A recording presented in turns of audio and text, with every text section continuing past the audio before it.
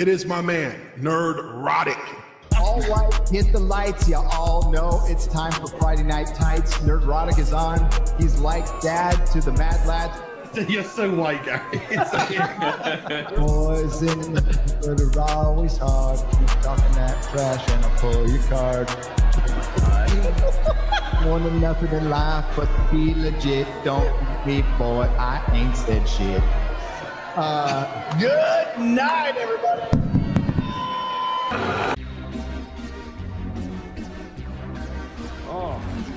Whoa, it stinks in here.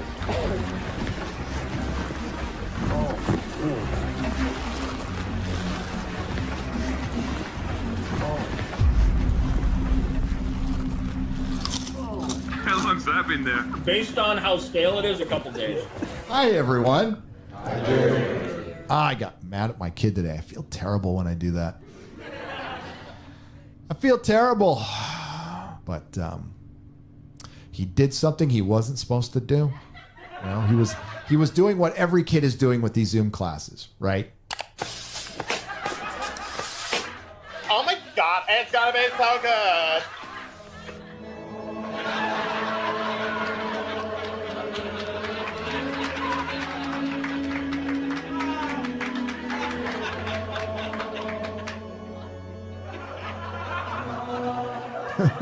So I walked into his room and he's like, Oh my god! dude. Oh, jeez. Already? Shit. Oh my god! Oh my god!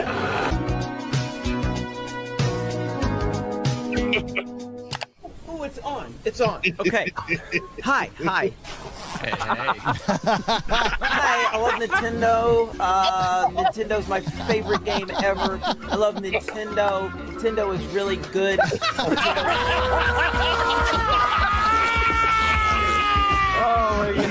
my god.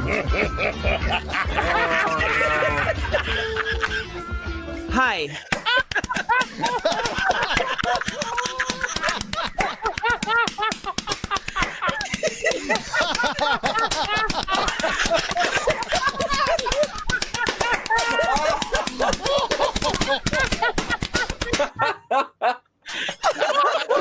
I just knocked a bunch of shit down in my room.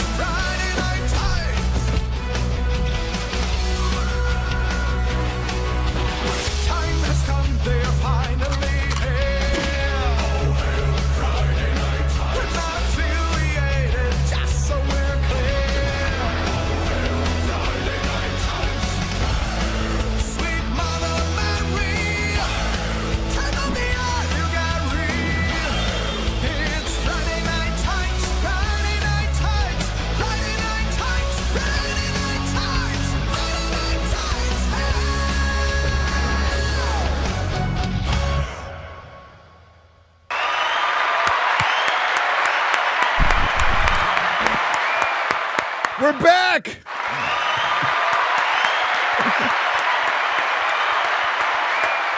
Will we say it?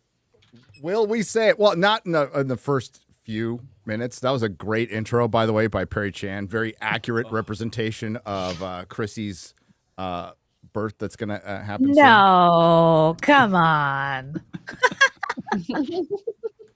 Chrissie, very popular amongst Black Twitter today. Very popular. They do not like me today. Yeah. What did you do, Chrissie? Oh, we'll I show just it. We'll found show out it. the cause of the earthquake. Yes. Yes. Sometimes it's not always tectonic plates. You know, it's not always the sun. Sometimes it's fat women dancing. Yeah, it was There you go. Lizzo's Way to announcement spoil that she's it. back. Jesus. Yeah. God, comics. Comics. Put him back on the bottom. Put him on the bottom. Get down there. I've been elevated. Oh. Really? I got swapped for Odin, not X-Ray Girl. Yeah, that's that's a good point. That's a real good point. Welcome to Friday Night Tights, everybody. Yes, apparently last episode was a bit too spicy for YouTube. Can't imagine why. Can't I blame imagine Gundam. why. I blame It's all Gundam's Everybody's fault. been blaming I Gundam. blame Shad. This is a saucy one last week. Does somebody want to give me just a quick rundown of the list of words not to say on this stream? Can someone just give me that list? So Yeah, let me spit them out right now. All the gamer words. Yeah. Just every gamer word you can think of. Maybe an hour and a half conversation about gay black rappers might have had something to do with it. You know. Which apparently all of them are now, so I don't know. It's hard to tell. Well, they made a joke about that in the Boondocks too, which is pretty funny. It was called the down low. I don't know what it's called anymore. Yeah. And some other conversations that we probably don't want to get into this early anyway. Although I'm about to transition over to talking to Az. What's up, Az?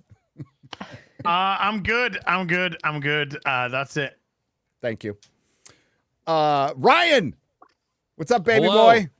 I like Az's background. This is officially checkbox. I like it. It's good. Not like the fucking weird corner shit he was doing before. So I'm ready to rock and roll. The only reason there's no weird corner shit is because I'm still sorting out the weird corner. Yeah, well, dude, you're in weird corner shit. Look at you. Yeah, what are you I know, talking but like, about? But mine's always been like this, though. Az was like this. He got everybody used to it. Then he fucking switched on us. You're he afraid wanted of to change. I am afraid of change. You fucking kidding me? That's like my entire fucking personality. That's how I make every decision in my fucking life. Everything. Religious, social, culturally, everything. I fucking hate change. So thank you. Oh, God. Pleasure. I got nothing to add to that at all. Thanks for being here, Ryan. You're welcome. What's up, Chrissie Mayer? I'm on a ball. It's supposed to be good for my pelvis. Okay. Nice. That's good. That's what all the men tell me, but I don't know if I should believe it. Isn't a ball like what put that thing up your pelvis? That's true. That's true. I feel so fucking fat. I'm 180 pounds. I have my own gravitational pull. Welcome to my world. Az is like, I wish I was 180 pounds. Yeah. I pray one Oh day. my God. All right. Chrissie told us that Black Twitter was very upset with her today. I think the real reason they're upset is because she stole their internet. I think that's what's going on. Oh no! I don't know what the fuck's happening. Oh, Jeremy and Shad are on assignment today, but Quarter Black Garrett's here, recovering from whatever the hell you had. I lost an entire week. I don't even know what happened. I was in bed for like 4 days straight. I don't know what's going on. I'm glad to be here. Okay, we'll let you know what's going on. I mean, you're just kind of running the show. It's kind of shitty that you don't know what's going on, but we'll figure it out because we don't know what's going on either. What's up, Odin? What's up? Blessed Easter, everybody. I'm excited to talk about the whole Dial of Destiny numbers because, yeah, what they're reporting, it's like at least bullshit. It's at bullshit. least $100 million off. That ready? And it's a lot more than That's just a little bit. That's just a little bit. Just a It's little. close to 300 million, I think. Yeah. It's pretty bad. But they reported as a $130 million loss, which is just a fucking joke of a headline, to be honest with you.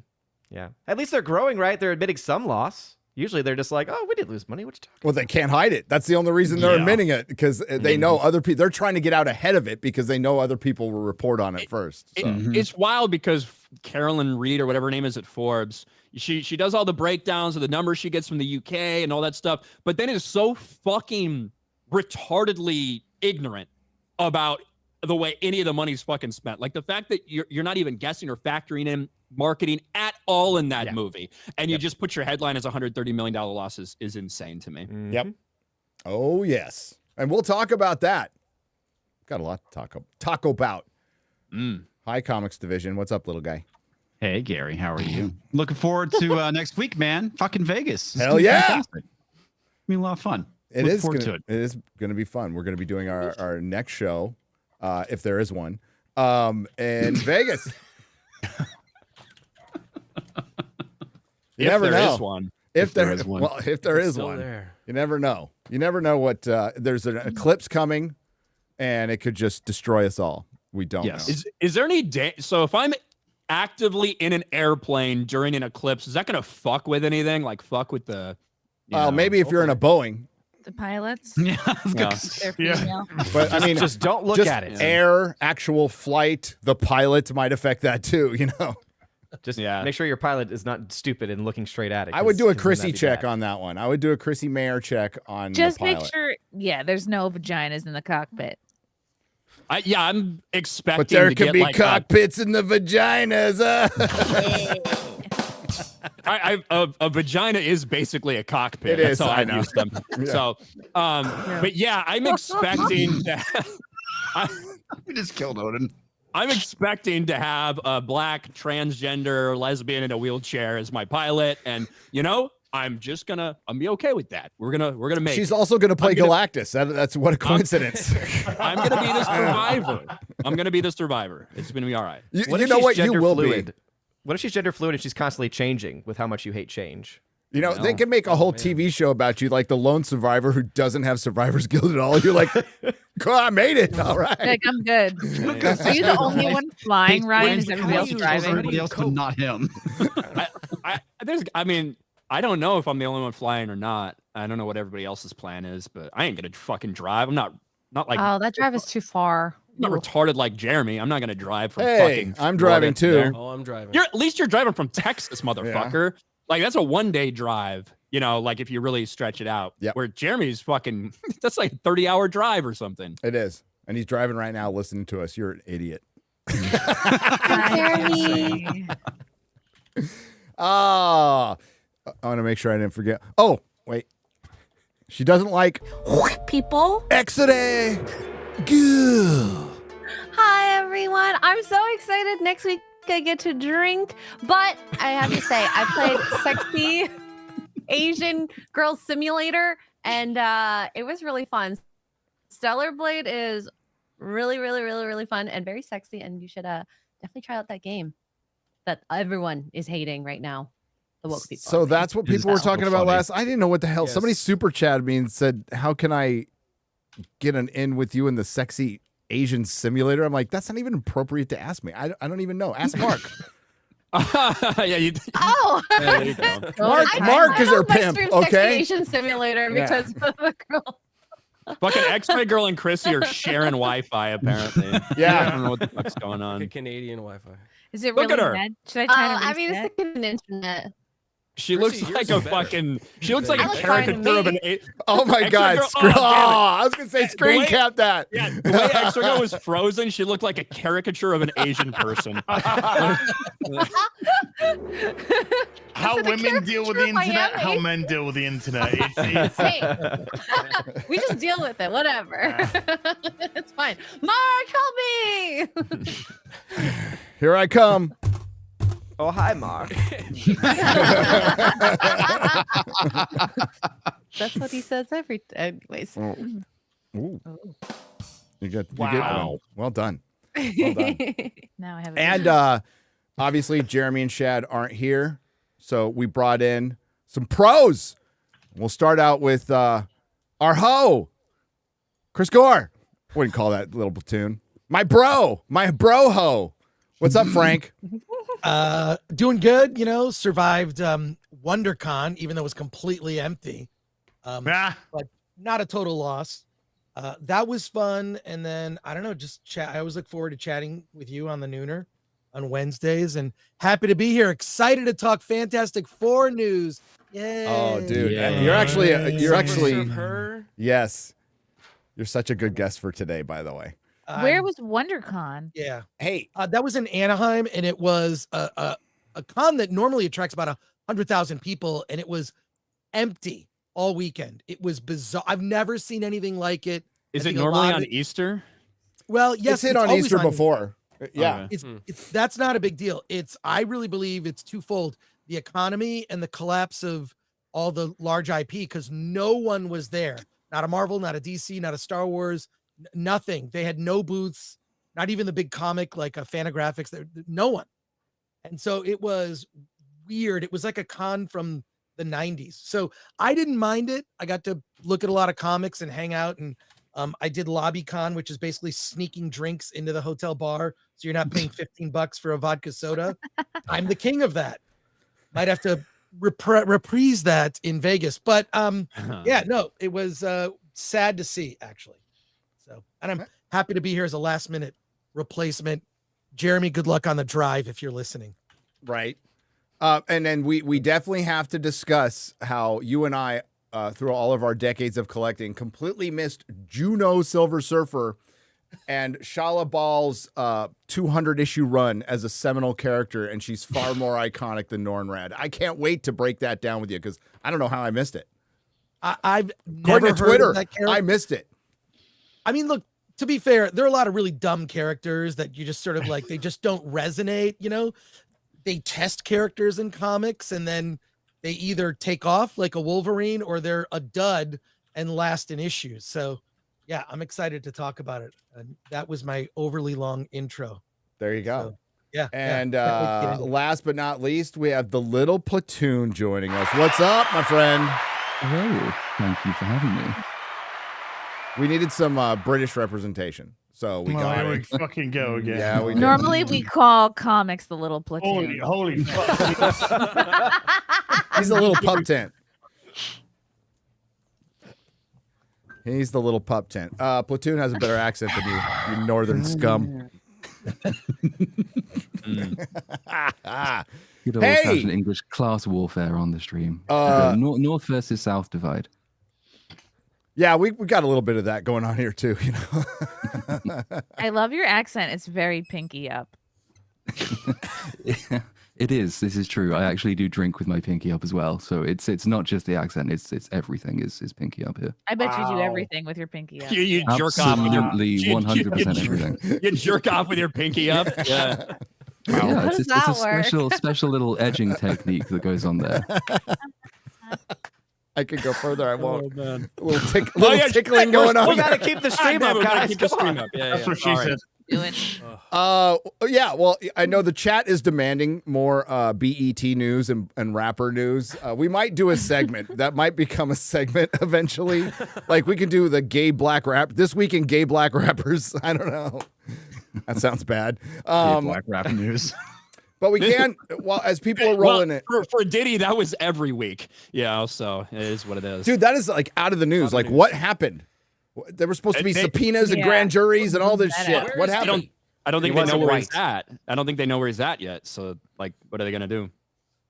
Still on the run. I would try Epstein Island. I would too. He's wherever Matt Lauer there. went. There's vacancies now. But there is vacancies. He wants to relive past glories. Didn't Matt Lauer have like a fucking button installed in his desk where like the doors to his office just like slammed shut and locked? Yeah, Like, Right. Allegedly. Yeah. yeah, that was it's pretty strange. Thank you for the save there, comics. Appreciate it. No, I mean, I remember hearing that too. So, yeah, allegedly he had it. Mm-hmm. That's weird. Hey, Yeah, it is weird. as people are rolling in, there was a major disaster in New York City today. I'm sure you've heard about it. They had a 4.8 earthquake. I thought it was about immigration. Yeah. A 4.8 earthquake that led to the airport being shut down. They shut down the subway. They called out the mayor for a press conference. And there was 2 hours of I'm watching it at the gym and I'm fucking cracking up at this like, hey, if there's aftershocks, aftershocks, take cover. I'm like, what's the aftershock going to be, a 2.0? Jesus Christ. I felt It's not about the size. It's about how you use it, Gary. All right. Okay. Yeah. Look, Okay. it was a 4.8, but I told him it felt like a 6.5. Yeah. Yeah, I think we now know that Gary's a size queen. 4.8 is Yeah. enough for him. Big enough. He Listen, probably got spoiled in prison. Listen, I'm from California, who gets shit on a lot, deservedly. Let me have this, okay? Let me have the New Yorkers being a bunch of pussies when a fucking earthquake comes along. Yeah, Jesus it's Christ. like average in California. It's not even a big deal. Dude, Chrissy, you had a theory on what happened. Oh, yes. I do have a theory. So- and yeah, this comes off the heels of Lizzo. Maybe she's retiring, maybe not. I think it's all connected. I think it is too. Hit it. Hit it. Hit it. Wow. Lip. Just kind of get it in there. This was earlier today. What? Fill it in a few different times just to kind of get a real deep color. And then kind of go in here at the bottom.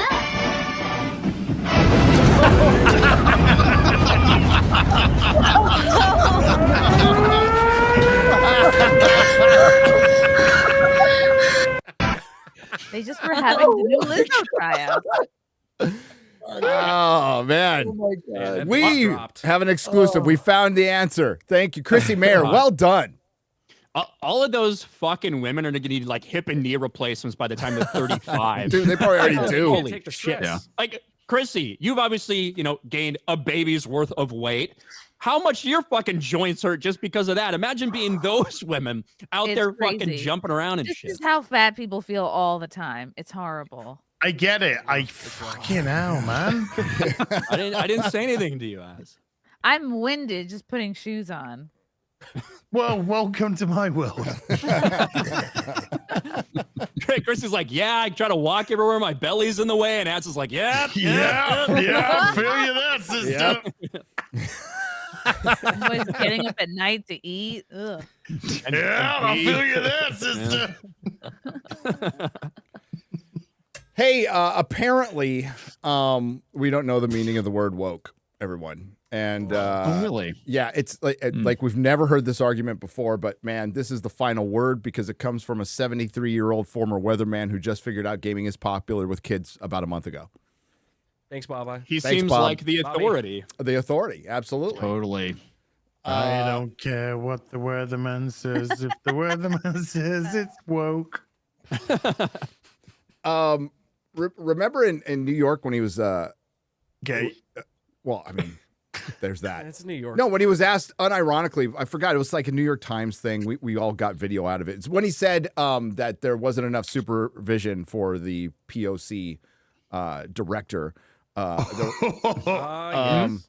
So he was asked unironically, like about woke. Like somebody brought it up, and it wasn't a joke, and he responded to it, and that's where he responded saying, "Hey, we don't want to be political, but I don't see certain things as political. I see it as right and wrong. I am the Martin Luther King of grooming children."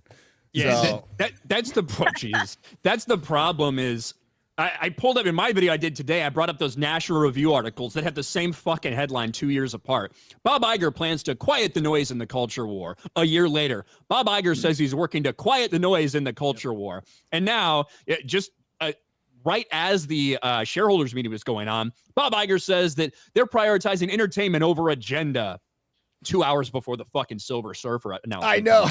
I know. So he continues to say these things like, we're not concerned with political ideology. That's not us. We're just concerned with storytelling. But if we can, help acceptance and things like that along the way, then that's good.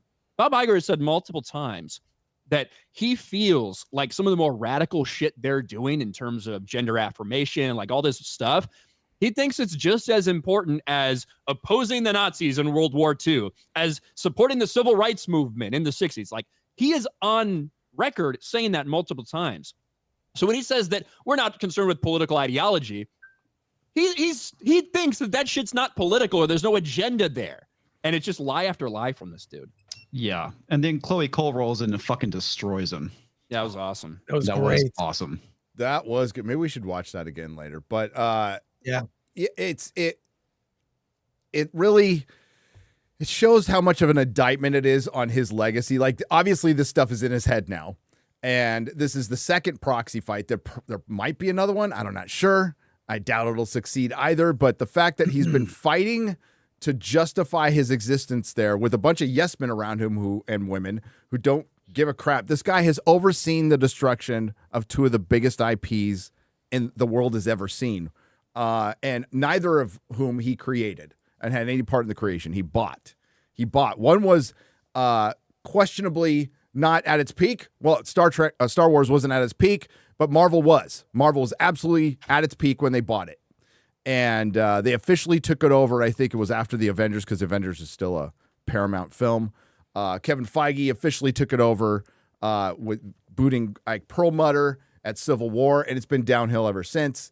And people voted to keep this guy's job. And it's like, fine. I'm fine. I'm glad he got everything he wants. And it is fun. We will talk about female Silver Surfer. That was announced 2 hours afterwards. But this kind of comes off as a little bit of cope, but it also comes off as he feels it a little emboldened, right? He feels like, okay, I'm safe now. I'm emboldened. I'll just go back to repeating the same shit I said 4 times last year.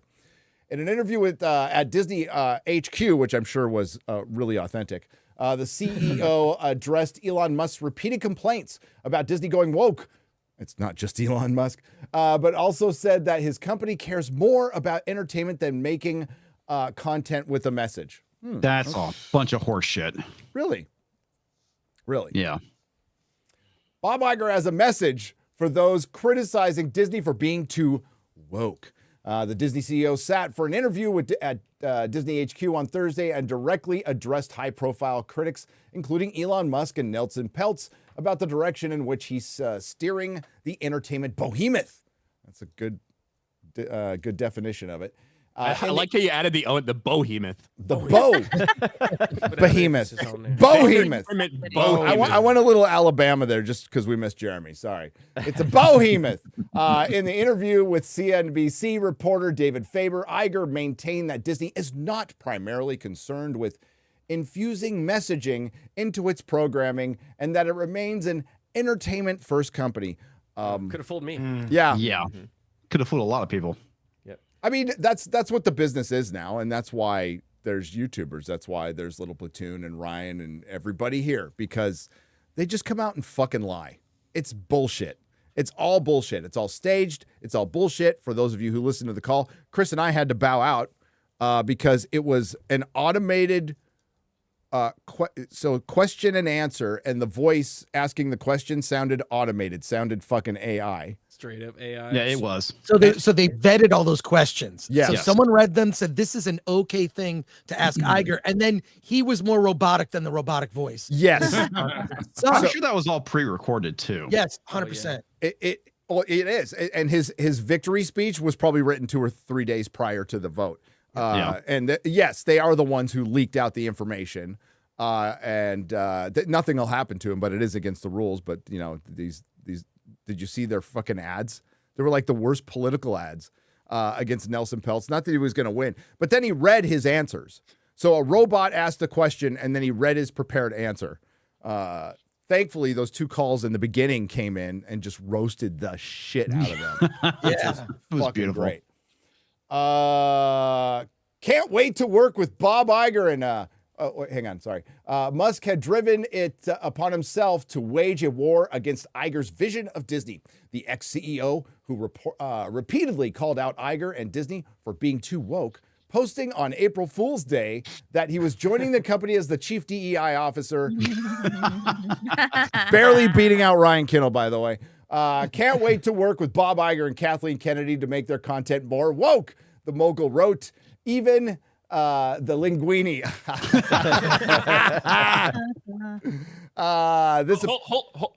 Read that part. Go up a little more.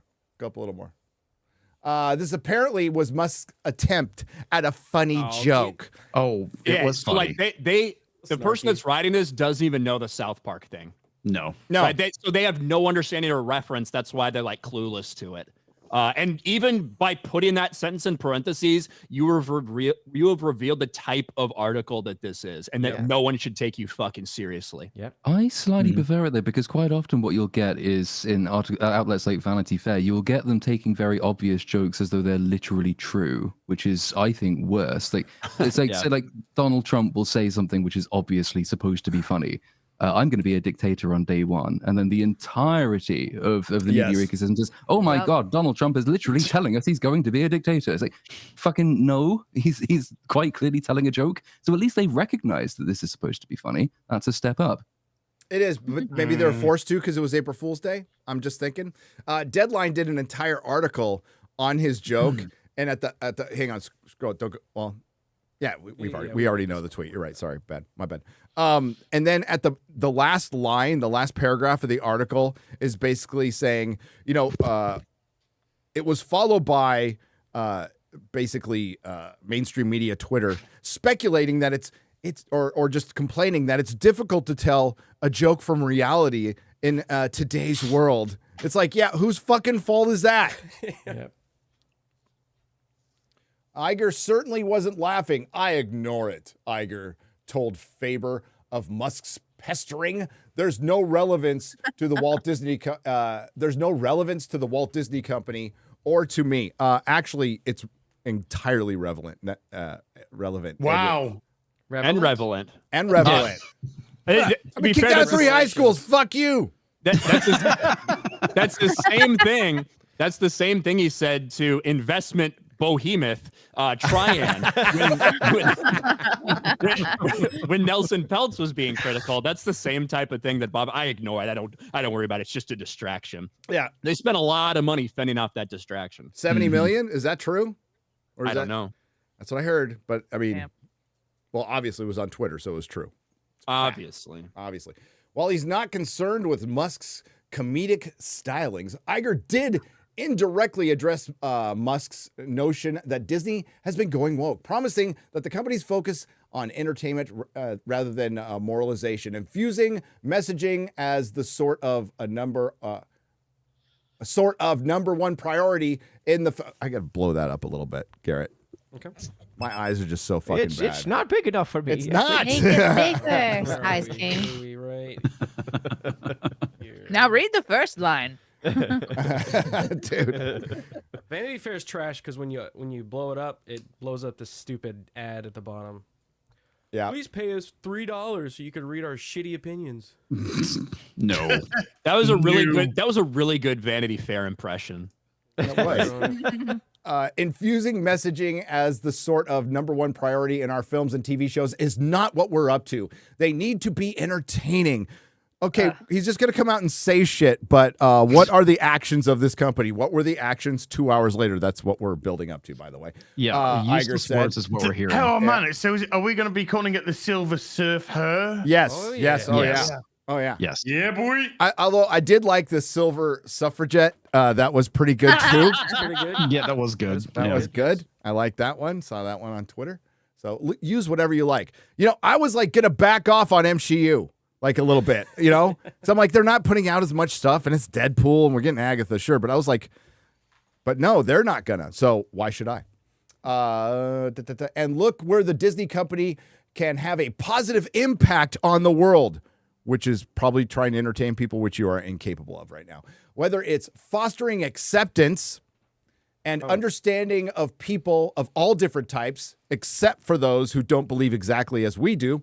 Great. But generally speaking, we need to be an entertainment-first company, and I've worked really hard to do that. How's the box office returns? Yeah. Not Have good. you though? I mean, that would say everything to me, just looking at those. One movie last year made a profit, all the others made a huge loss.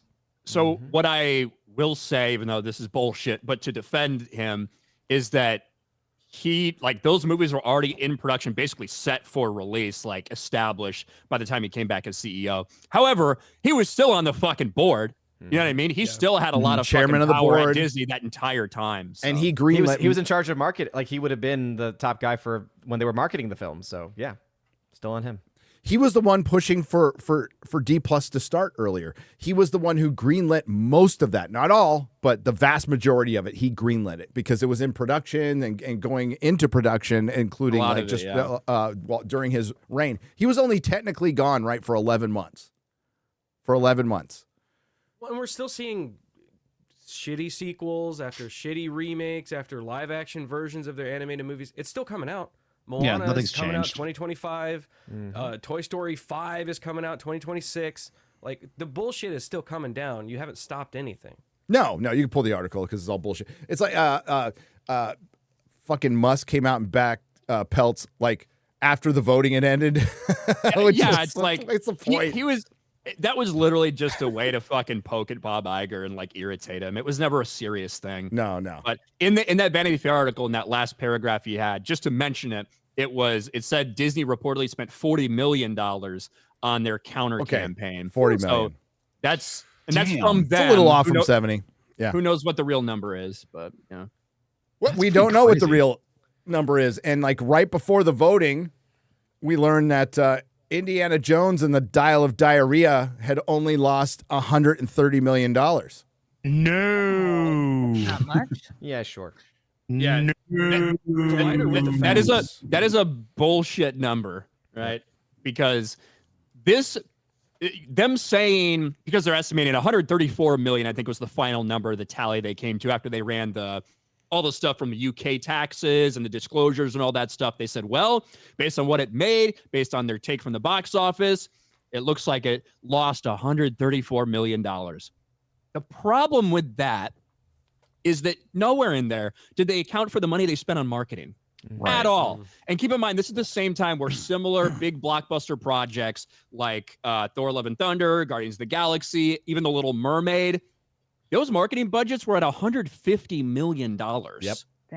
So I would say it's 125 to 150 million. I think you can add to that very reasonably. Still be conservative on the side of Disney, and you're talking closer to between 250 and $300 million loss. Yeah, as a reference point, what's interesting is when you look at the budget, like the actual proposed budget, the range is low end 295, which I mean, come on, it's a high end around 400 million, maybe even more. Even if you give the low end of 295, you're still looking at around $264 million in losses for this movie. You bump that up to 350, that goes up to $346 million in losses. And if the film cost $400 million, $420 million in losses for this movie. So I feel better about my Amazon shopping now. Well, based off what they reported, based off what was reported from the UK, I think the final budget got up to 378 or something. But you do have the UK tax credits, which are about $60 million that they received back from it. So ultimately, you're talking about a movie that probably ended up somewhere in the $325 million range ish. You know, that is still a really high budget. Yep. Yeah. It is. I can't wait for the Marvels. I cannot wait for the fucking Marvels to come out. That's going to be a disaster. What was Indiana Jones' total box office again? $384 million. Yeah. Worldwide. Ooh. Yeah. It's pretty bad. That's horrific. And yes, the Marvels is going to be worse. And there was a whole bunch of those. And then we can go back even to COVID with Disney, and very few, if any, of their films actually made any real money at all. Like since Endgame. We're coming up on the 5-year anniversary of Endgame. Did you know that? We're about 3 weeks away. Yeah. It's like 5 years. 5-year blip. It feels like way longer, to be honest. It does. That feels like 10 years ago. It does. It also feels like another dimension. Yeah. Well, box office wise, it is, because that film made like 600 million or so in profits. And then immediately after that, minus 250 for Black Widow, minus 100 for Shang-Chi, minus 168 for Eternals. And then Marvels, if the 220 million budget is true, which again, we'll find out. No. Yeah, we'll find out more. We'll find out more. But 320. even then, it's still 239 million in a loss. And all the money that they spent on Disney Plus, all those shows that have failed. Yeah. And Who does Iger think he's fooling with that article? Oh, he's Because- fooling a lot of investors. A lot of investors Shareholders? and shareholders who don't pay attention. He's low information people, essentially. He is succeeding. He is a very effective liar. Gaslighter. Yeah. There is a reason that you have to spend $40 million essentially on internal propaganda to try and persuade your own Right. shareholders that you're the right person to stick to the job. I mean, they almost outspent, I think, by 2-1 the rival bid for people's affections. Like I'm not that familiar with the way that these sort of corporate processes work, but I'm guessing you don't spend $40 million if you think you're very secure in your position. Just because, why would you? Yeah. Exactly. Good point. They could have poured that money in another box office flop. I know. So they'll probably just write it off as a loss. They spent 3 times the budget of Godzilla -1 for Bob Iger to keep his fucking job, which was never in danger. Not even to keep him his job, because he was going to be CEO no matter what. Yeah. To keep one person off of the board One who is person. actually interested in making money for people and not just advancing an agenda. Yep. It was such a in a room full of 12 yes men or yes women or yes they thems or whatever, right? In a room full of that, they couldn't have one single person there that would question anything that Nelson Peltz was a threat to Disney's democracy. Yes. This was great. We're going to show this again. Good morning. I am Chloe Cole, patient advocate for Do No Harm, a group that seeks accountability in the medical profession. I am presenting proposal number 7 titled Report on Gender Transitioning Compensation and Benefits, sponsored by National Legal and Policy Center. Disney pays for gender transition interventions, but not detransitioning care. Therefore, the company discriminates based on gender identity under EEOC regulations. I speak from personal experience as someone who was deceived and physically harmed at a young age by gender ideology, validated by the medical industry and pushed to the masses by corporations like Disney. Influenced by modern media and social networks, I began a transition to male at age 12. By age 16, after practitioners I trusted encouraged me to take puberty blockers and get a double mastectomy, I tried to come back to reality, but it was too late. My body has been irreversibly damaged, and years later, my chest is still in bandages. My doctors have abandoned me. You doctors look and shrug. As a result, I am suing those professionals who steered me into taking these destructive steps that have permanently scarred me. But Disney, in its arrogance, has responded to our proposal by stating that I am only trying to generate attention for a limited agenda.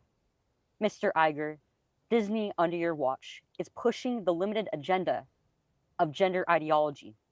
Disney has become the Ursula that is stealing the voices of thousands of little Ariels across the world by telling us that we can be something that we can never be. He wouldn't understand that The reference. lawsuits are coming. No, he wouldn't. He's It's also only a matter of stealing their time before- areolas.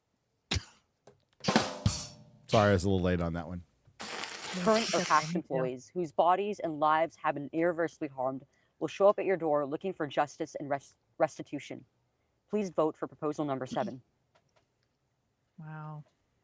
But no agenda. They're not. None. And that's how they started out the recording. And Chris and I reacted to it wrong at first because I thought it was just going to be some prepared what are you doing to help trans kids? And it was the opposite. It was fucking mind blowing. And then the guy after it was pretty good too. Yeah. Calling him out. And then it just turned into a dog and pony show. And I think that's a really good way to approach it is like, if you're going to pay for the transmission, then you should pay for the fixing the transmission. Fluid? Transmission? Yeah. The car? Transmission oil. Especially Tune-up. especially as so many more studies are coming out. There was one that came out just the other day that says the vast majority of people that have gender dysphoria or whatever, at age like 12 to 16 grow out of it, and that it's a phase. Yes. Yeah. Like, Yes. there's more and more like scientific shit we're seeing about it. And that's what we all knew from the beginning, right? And that's what the vast majority of us understood, because we've also grown up. We saw girls that were like tomboys or whatever for a while. Like we saw that shit happen, and it's a phase. And you have people like Chloe who irreversibly changed due to what her parents let her do and what the doctors did to her. And it's probably something a lot of people don't know that happened a couple of years ago, that Disney approved for children of employees to pay for their transition surgery. Yet if they want to detransition, Disney says, no, we're not paying for that. So fucked up. Yeah, we're not a political company. We don't have an agenda. We don't. And again, like, if you're an adult, do whatever the hell you want. But I mean, to me, that's equal to like, hey, I'm just going to buy my kids some cocaine because it's safer. Yep. Yeah. Why do you Well, think no. UK's backing up When they them? want rehab. I'm gonna let them. Right. I'm gonna let them buy cocaine. It's their choice. It's their choice. It's just weird because I know who Chloe Cole was because I've seen her speak at various events. What happened to her is horrific. It's horrible. And I do hope that there is a whole slew of these kinds of lawsuits, because preying on these kids is it's sick and disgusting. And like Gary said, look, you're an adult, you do what you want. Yeah. Whatever Makes you you want, happy. fine. I just feel lucky, the time I grew up, I think the worst thing, I may have gone through a couple bad fashion phases. Right? I saw Maybe. your dude, Good one. bro, Damn a it, couple. Okay, I've seen some of your old videos. More than a couple. More than a couple. A lot of bad fashion choices were made when I was, but nothing that was so permanent and scarring. And kids, just look, I had my kids go through a teen phase. It's never easy. And I know a lot of you have kids that are young, right? The teen years suck. They suck for the kids too. It's bad. It's difficult. And it ends. It's a phase. It's over and it's fine. But man, this, and having seen Chloe speak at many events, she's very articulate about it. She speaks from experience. The fact that she's not listened to and everything that she says is shut down sucks. I don't know how she got on that call. I love it that even happened. Same here. Remember when the one guy came on? Remember when the one guy came on and it was like, Gina Carano, this is the way? Like, how did that get through? I guess they just, I don't know how, but it's such a legitimate thing. If you're going to pay for the transition, you got to pay for the detransition. And I think it's going to be a legal apocalypse if it even can be, if these cases can get heard, right? I'm sure there's tons of paperwork that's signed that, you're responsible and you're accountable. I don't know how they're going to get past that. Well, she brings up the interesting point. I mean, that's the EEOC point that she's bringing up there, which is, I mean, there is a potential legal minefield for these companies to be walking through because the EEOC is massively empowered by the Civil Rights Act. I think it's particularly Title 7 or Article 7, sorry, of the Civil Rights Act.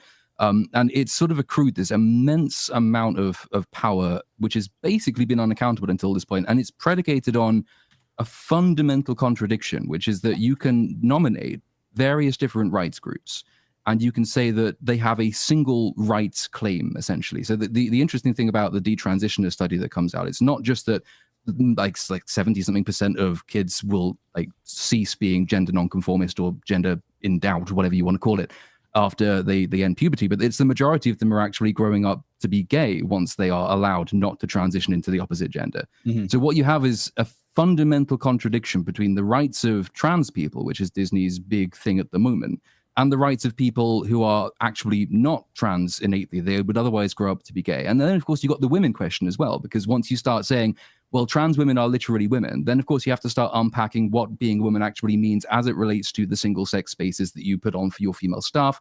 Because if you don't afford these kinds of things, then your company is already liable under EEOC guidelines for potential lawsuits anyway. So effectively, the whole thing collapses under the weight of its own contradictions, and we just haven't had yet any powerful movement with sufficient funds to actually bring this as a legal challenge against a company to set a test case. But what you ultimately need to do is to get a big groundswell like this to start tearing at this fundamental misconception in the Civil Rights Act, which is that you can simply start saying, well, you're gay, so you have these rights, you're trans, you have these rights, you're women, you have these rights, you're black, you have these rights, and we can somehow hold all of these things as though you can hold them all at the same time, which you can't do. Eventually, there are contradictions that have to come out. The simple thing to do is to say to Disney, don't fund transition surgeries, don't fund detransition surgeries, just get the hell out of this. It's not your domain. Mm-hmm. But the law has to support them in doing that. Yeah. Class action lawsuit, and it would take, like what took down the cigarette companies was, well, a lot of states wanted some money. So that helped that happen.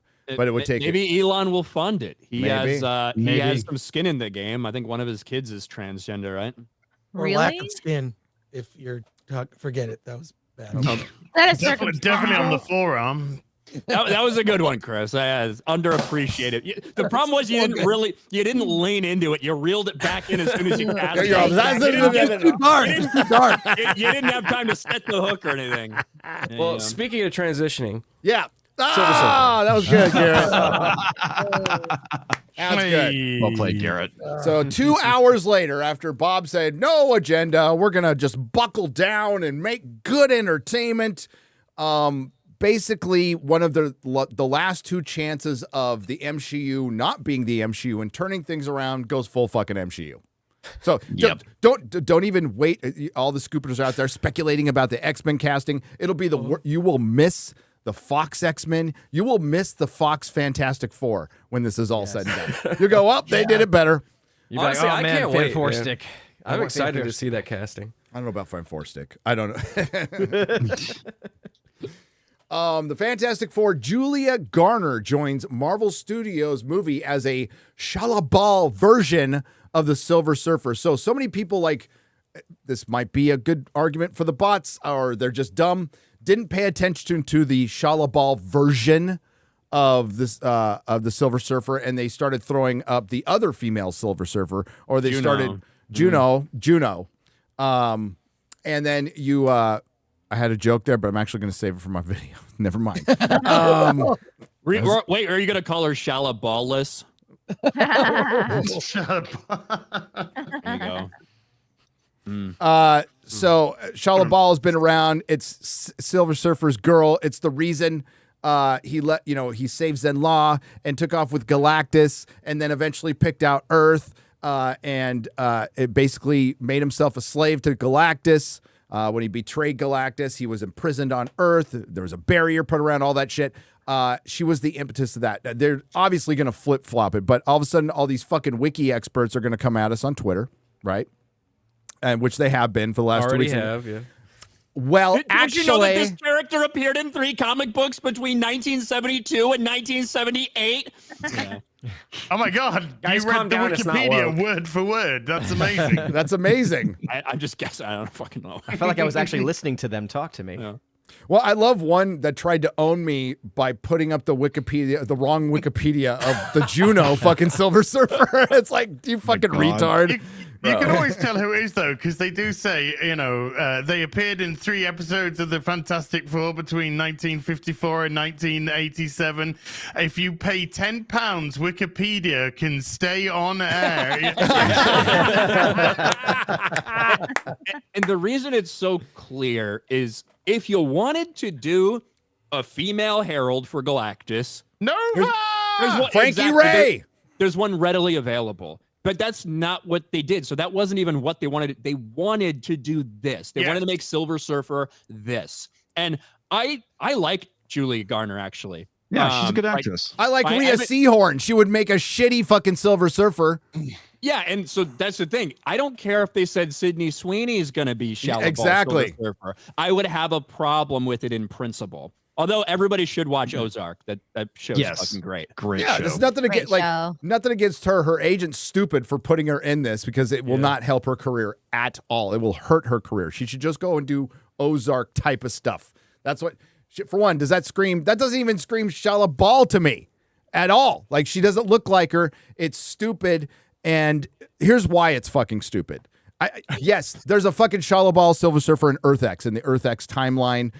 She appeared in a handful of episodes, fucking comics. I think it's 4 or 5. I read that 20 years ago when it came out.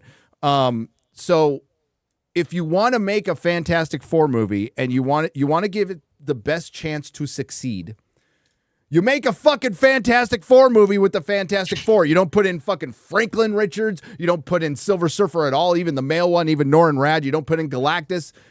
You maybe introduce Doctor Doom. Maybe. None of this outside shit. Just give us a Fantastic Four movie based as close as you can to their fucking origin, like they did with Thor, Captain America, and Iron Man, because that would be giving your film the best chance to succeed. Plus, you shouldn't hire a bunch of fucking hack writers and directors, which they've already done. They're on their 2nd or 3rd director. They're on their 2nd set of writers, maybe 3rd at this point. And fucking Pedro Pascal as Mr. Fantastic is fucking as bad as this.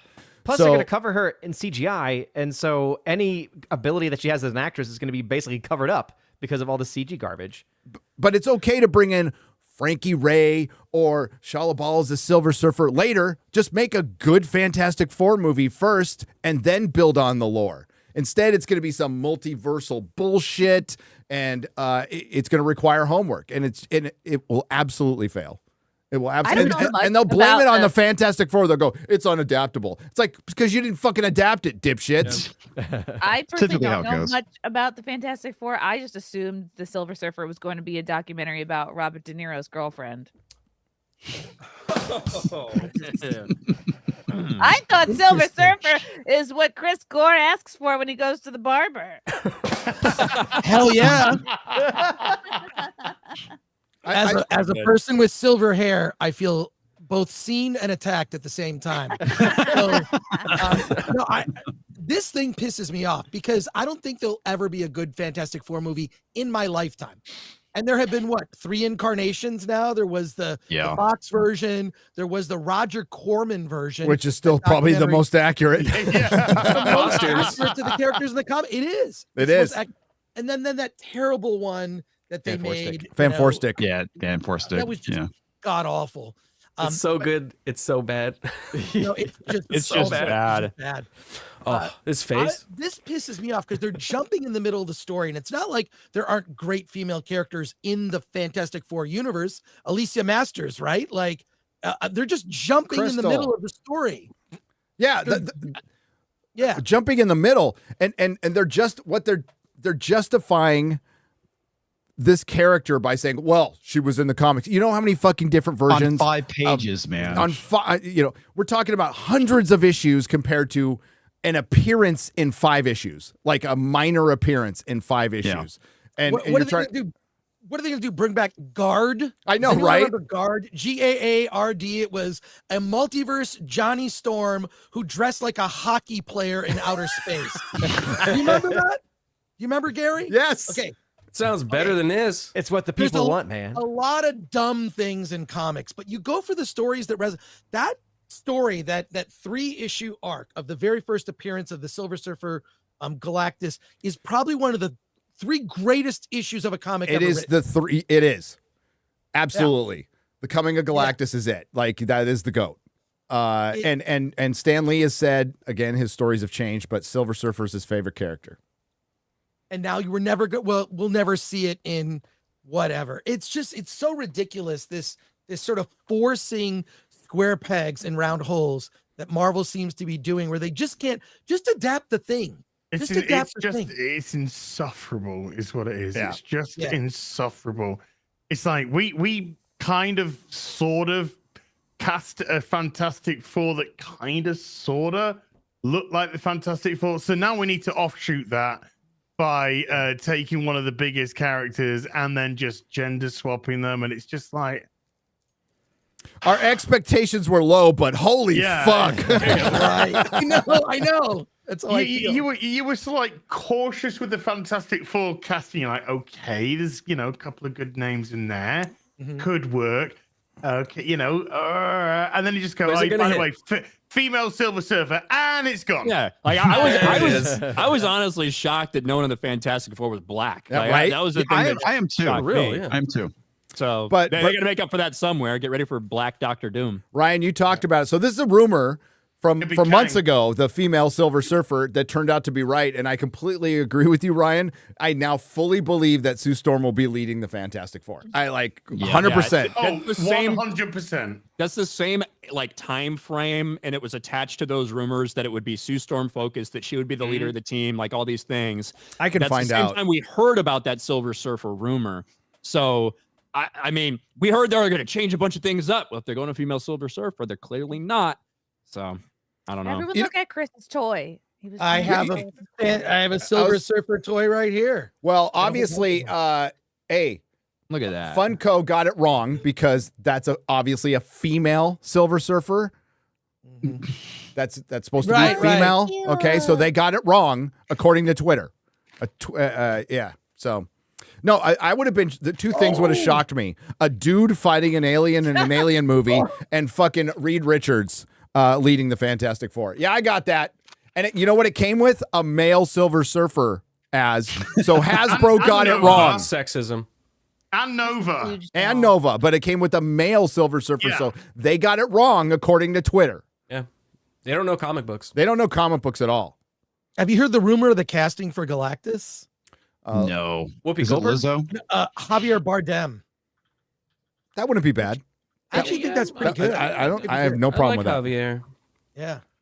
But Galactus will have, will he have an accent? Right. I hunger. I I hunger, essay. That's the rumor. But he's got like the right voice for it. I don't have a problem with that. I think he'd probably be pretty good. Be really as long as they make him look like freaking Galactus, like what Az is holding up there, right down to his purple ass. You're dusting it. Dude, Yes. get a duster like this. What are you brushing it? Yes. Yeah, it's like a Jesus. French maid. Yes. I can't reach mine's over there. Mine's flipping. Mine right now is like doing this because you can flip his fingers. Yeah, you can pose the fingers. Yeah. Mine's actually Greatest toy innovation ever. Is the Yeah, articulated Oh my God, it's so stupid. So yes, Sue Storm will lead. Okay, so this isn't in production yet, so it'll go into production later this year, and then it'll come out in 2026. Will anybody give a fuck? No, the answer is no. It's going to be a completely different world if it's still around. If we survive the eclipse and the election and everything else. But yeah, like Disney doing that hours afterwards was the icing on the cake. That was just hilarious because I'm all for accelerating this process of them. Never burning. changed. Never change. And no, we've all said that like they will not change. All the other, you know, who are the happiest people in Hollywood? All the CEOs of the competing studios, Warner Brothers, Paramount, Netflix, Amazon. We're all woo, yeah, go Disney, you go, girl. You keep losing that money. Yep. We'll take your market share. Universal was just stoked. Oh my God, we're being distracted with cute puppies. No way to speak about Little Platoon. Oh, no. Hey. Please. Oh God, we have to hear those noises too. Those girl noises. Hi, Chrissy. I just heard Asian noises. I know, right? Oh, it's so cute. Oh my God. Hey, I don't know if it's appropriate to bring this up, Gary, but Dude, after last week, everything's appropriate. You know, I was gonna say. bar is set But, really high on that. There's a video that I put in the private chat. It says this goes live in 45 minutes. Might be fun to watch. Oh, I It's got part it. 3 of that Animation Vault series that features people we know. I don't know if you want to show it. It's like 90 seconds. Oh, is it up? Is it ready to go? Oh, it's up. It's ready. It's the very first link in the private chat. It says this Let's goes live do in- it. I guess it's 3 parts, right? It's 3. Well, there's like the main thing, and then there's like little extras. You don't have to watch the extras. Probably just the main thing. So, yeah, there it is. So, Yeah. Alan, what did you think of Clerks 3? You know, gosh darn it. I enjoyed it, and I'll tell you why. Kevin Smith, to me, was an inspiration when he made the first Clerks. I think that movie was a real standout in, 93, 94? Greetings, you over 870,000 awakening wonders in the 40% subscribed. Yet we are going to go. Why am I looking at crying Kevin Smith? Yeah, I was gonna say, why is Kevin Smith crying now? He's Now so he's sad, disappointed, lame. man. He cries for everything. He cries about every fucking thing. I'm still going.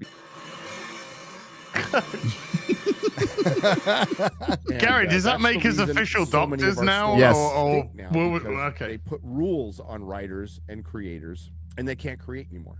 Do you think Ant-Man affected this? Why were there so many great films of the 90s? First of all, no agenda, no I love message, just this. purely entertainment. There's a lot of good films there. Yes. Yeah. Wow. Wow, I love Groundhog Day.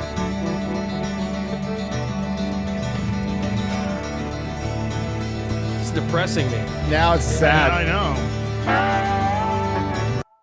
It was like a golden era. I feel like movies today are like, if it doesn't suck, it's great. It wasn't horrible. That's as good as it gets with movies nowadays. Nice. Oh, I love the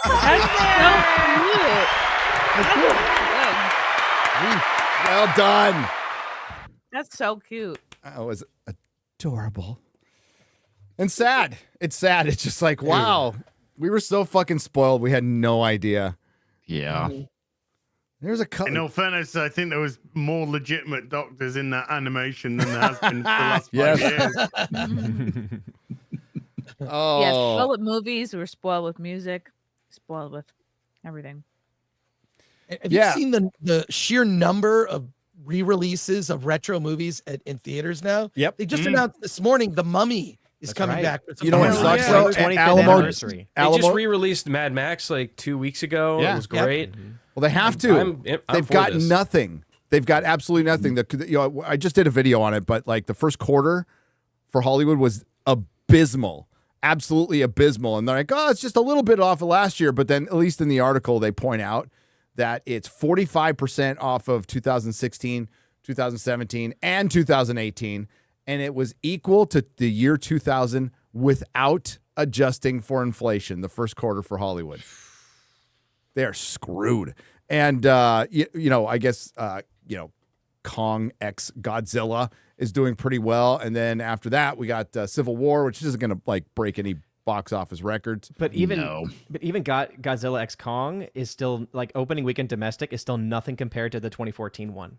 Yeah. So it recovered a bit from the last couple of MonsterVerse films, but compared to the first one, the box office has still not recovered, and a lot of these movies are just barely breaking even. Like even the ones that are like quote unquote doing well are still barely breaking even, maybe making a little bit of profit. It's just I think what's interesting about the Godzilla one is Godzilla x Kong's getting quite a lot of shit in terms of it's just fucking nuts. It's awful. All over the place. Right? So that taken into consideration, it's already made more money worldwide than the Marvels did. Wow. In less than a week. Yeah. That's funny. Crazy. Than it did in its entire cinematic run. But people are weirdly precious about the MonsterVerse thing. The Movie Cynic is a guy who did a video saying, like, I really love Godzilla, but I thought this film was really dumb. And his comment section is just full of people saying, kill yourself. And it's quite funny. It's like prompting me to go and do a video now because I want to annoy some absolute spasmonoids. But I mean, it's an appalling film. But it's, like you say, it's doing well. It's done better than the Marvels has. People really like the giant monsters fighting each other, I guess. But if that's going to be one of the biggest box office draws for the entire year, that'd be hilarious. That's a depressing year for film. That's like really bad. I actually looked at that because I was considering doing a video on Ghostbusters, the Frozen, whatever that one, which is just not good. Again, like it's just such a nothing, and I just abandoned the script because it was just so boring. But I went and looked up like what other films were just released in 1984 when the first Ghostbusters comes out. In 1 year, you get, what is it, Ghostbusters, Beverly Hills Cop, Temple of Doom, Gremlins, Karate Kid, Police Academy, Footloose, even The Search for Spock. Like, I feel like we'd be really lucky and counting our stars if we got even one of those caliber films released now. Well, it would if we did, it would be an absolute standout movie because those are standout movies. I would watch all of those movies in a heartbeat today because they're absolutely excellent. And Police Academy, of course, just celebrating its 40th anniversary. Jesus, getting old. Fucking hell, which is great. And I remember watching Police Academy as a kid. Beverly Hills Cop, one of my favorite movies of all time. The Temple of Doom, of course. Ghostbusters. It's just like these are insanely good films. Now we're talking about the two fucking CGI monsters hitting each other with sticks. Might make the most money this year because fuck all else is coming out. And the Ghostbusters movie that came out 40 years after the really great, satirical, biting, cleverly written, brilliantly acted. It's just some generic slosh now about fucking lesbian ghosts and fucking teenagers. Yeah. It's just like what are we fucking doing? And all we hear, because we do this obviously all the time in the chat, all we hear is they're remaking this, they're doing that, there's a sequel to this, there's a reboot of that, and it's They're remaking Naked Gun. Yeah. With Liam Liam Neeson. That could be good. That could be good. No. Happy Gilmore too. Right. I'll tell you why it's never going to be good, Chris. Okay, is Liam Neeson a good actor? Well, he's an actor that does a role, right? He has he can do deadpan, all this kind of stuff, right? He has a specific set of skills. He has a specific. Well done. So you put all that together, right? And then you just go, Leslie Nielsen, fuck off. Can't even hold a torch. You cannot hold a torch to the fucking absolute timing and comic genius of Leslie Nielsen. Yeah. Never gonna fucking happen. Well, and the Zuckers. This is a guy that Leslie Nielsen was a guy that grew up with serious films, serious, and then in his latter part of his career, converted into comedy, and he took all of that great fucking knowledge, that great fucking acting skill and acumen, and he turned it into absolute gold. That's why when you have people like fucking Jean-Luc Picard on the bridge of the Enterprise, what do? They get Shakespearean British actors because they know the craft, and it doesn't matter that they're not like, oh, we just need some pretty boy. No, they need somebody that can have the gravitas of a captain, somebody that's got the absolute knowledge of treading the boards, that can speak Shakespeare, that has such range and control and could go up and down, number one. That's why they bring them in. Now we're just getting fucking schlock after schlock after schlock after remake after bloody gay ghost after fucking CGI stick whacking after American Negroes fucking going, white people are fucking shit. That's the thing. Is like there's no comedy. Turn your That's brain supposed off, to be man. a comedy. Just turn your brain off and enjoy it. What man. were you gonna say, Chris? First of all, I can't stand all these like reboots, requel, prequel, whatever. I mean, I just saw the first Omen, which is actually not. It's a direct prequel to the Omen from 1976. Because we have no prequels coming out this year, or requels, or sequel. Oh no, most movies, most movies are all of those Yeah. things. But I just have one response because I actually love Liam Neeson as an actor. He's become tired in that taken role, right? So what do? You flip it, but maybe you create something new. I don't know. But I have Something new.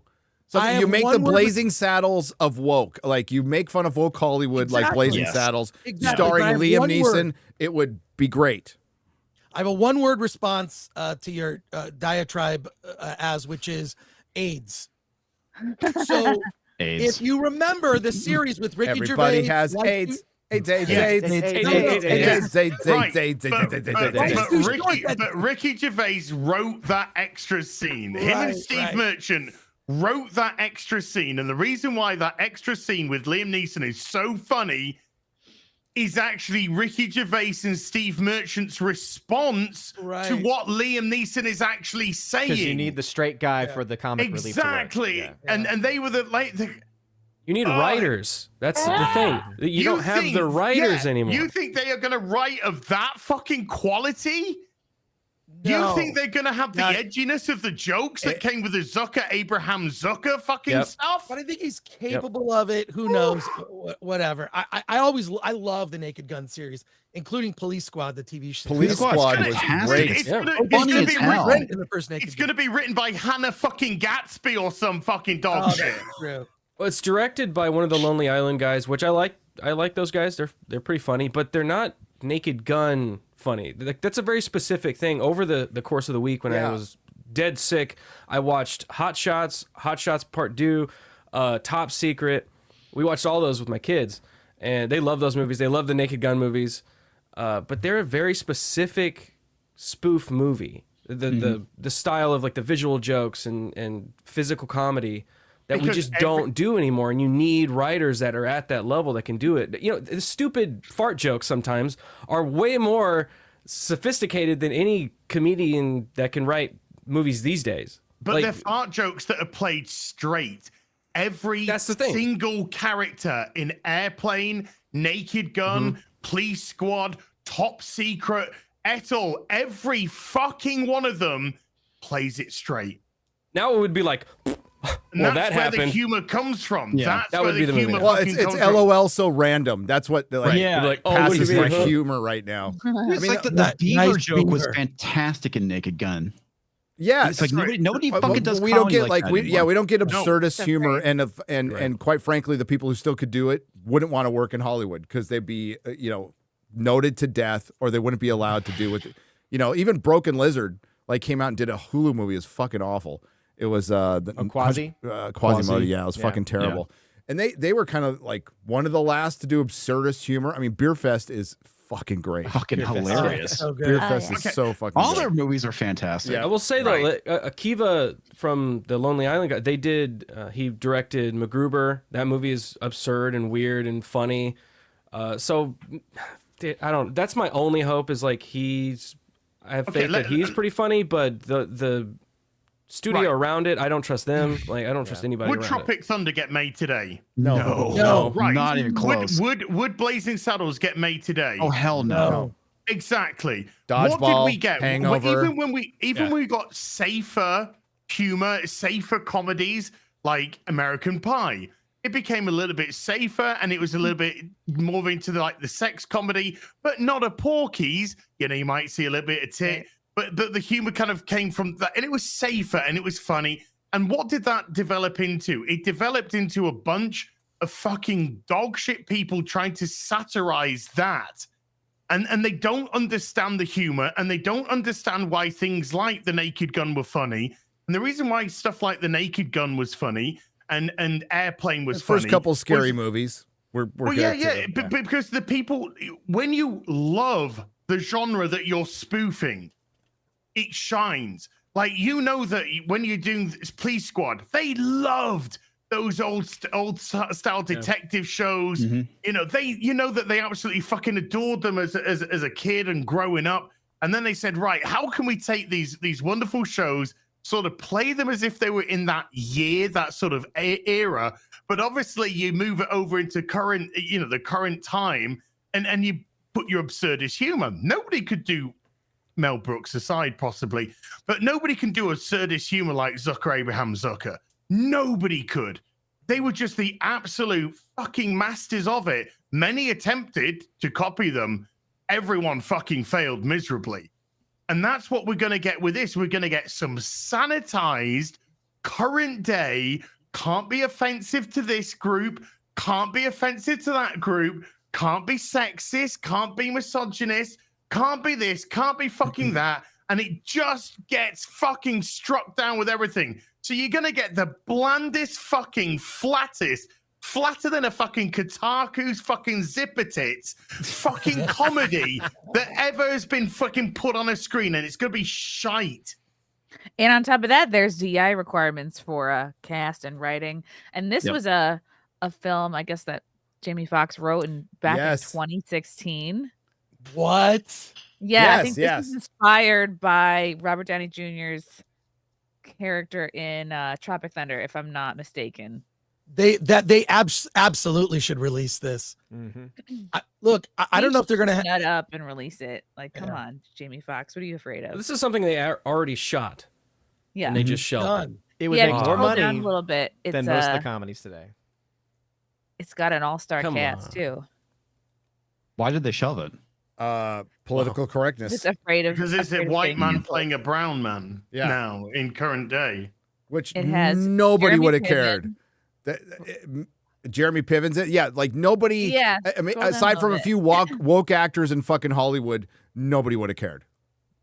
No, not at all. It has Jeremy Piven, Robert Downey Jr., Benicio del Toro, Gerard Butler, and Eva Longoria.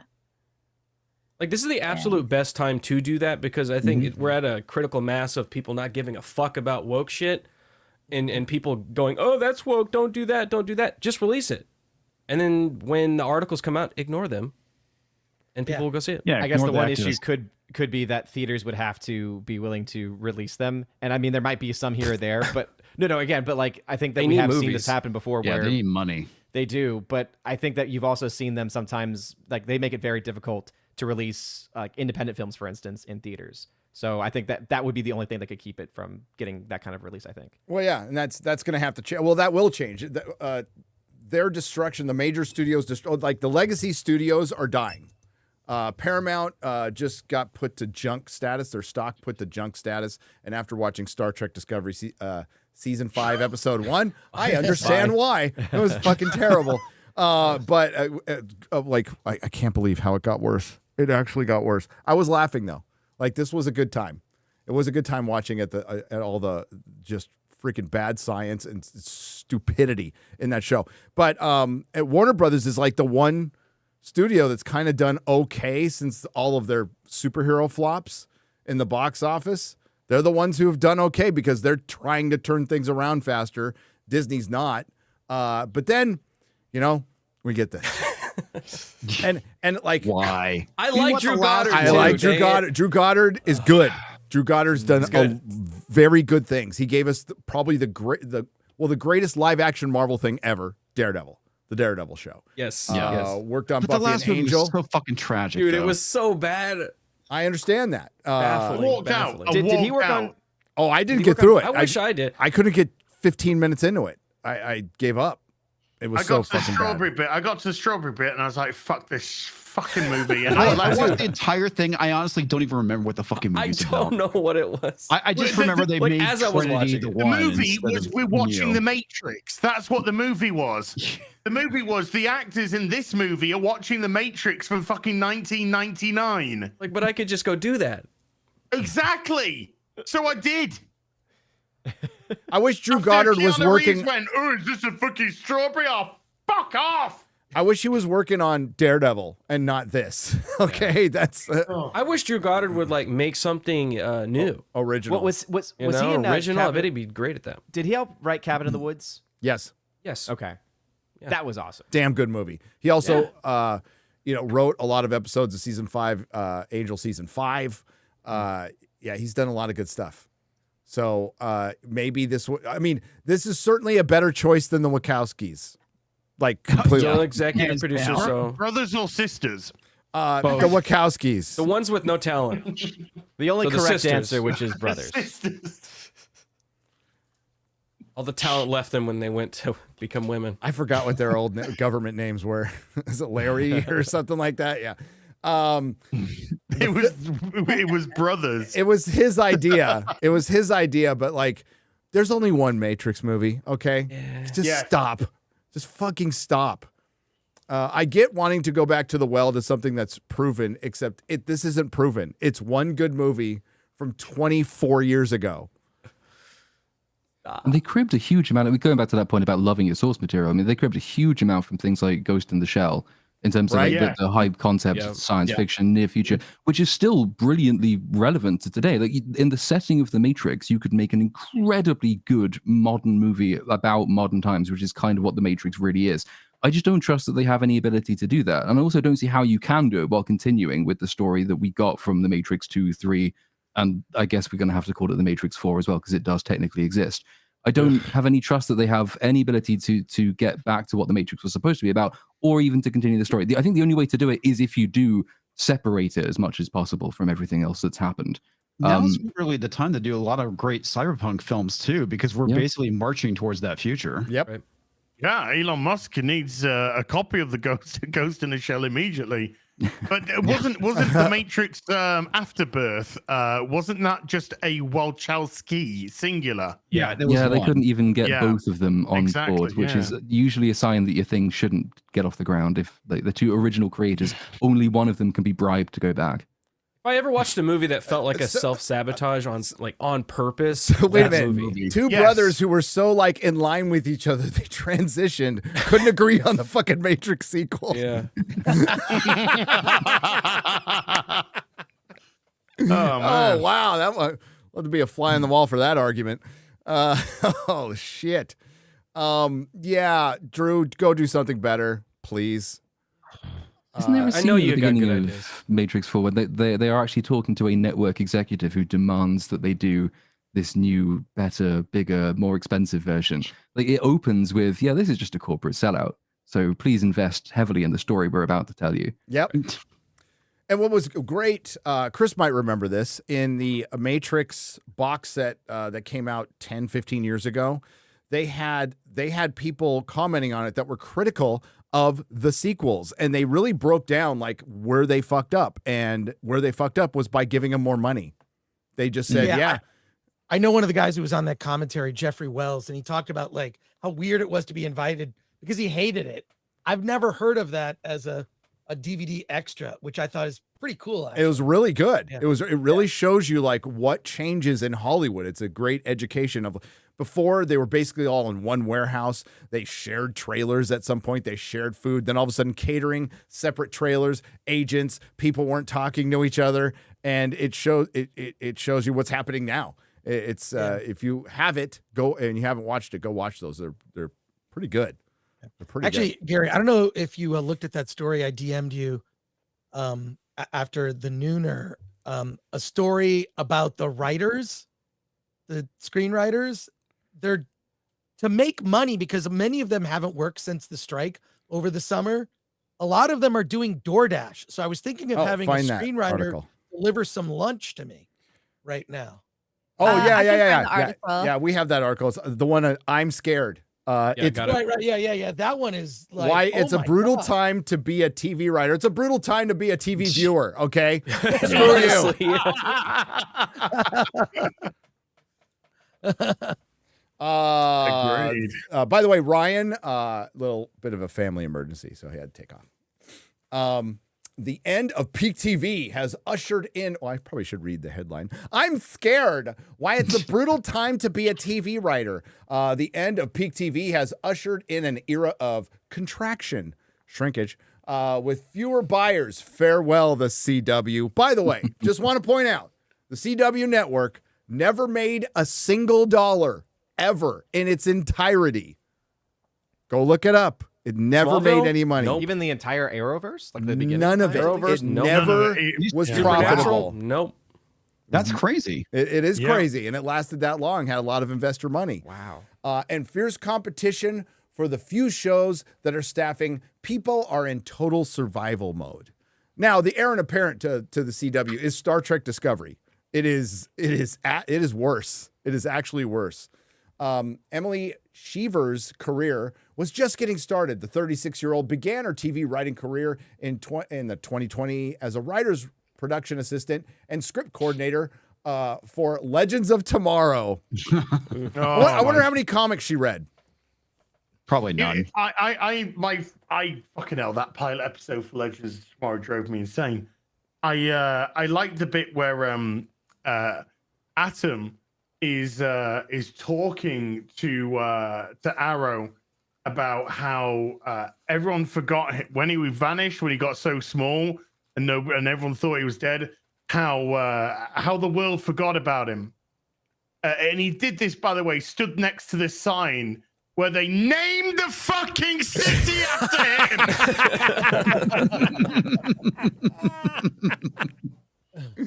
Fucking hell. These writers need jobs, Dude, as- if there's extra time, we do need to do a CW retrospective because there's we so much bad in that.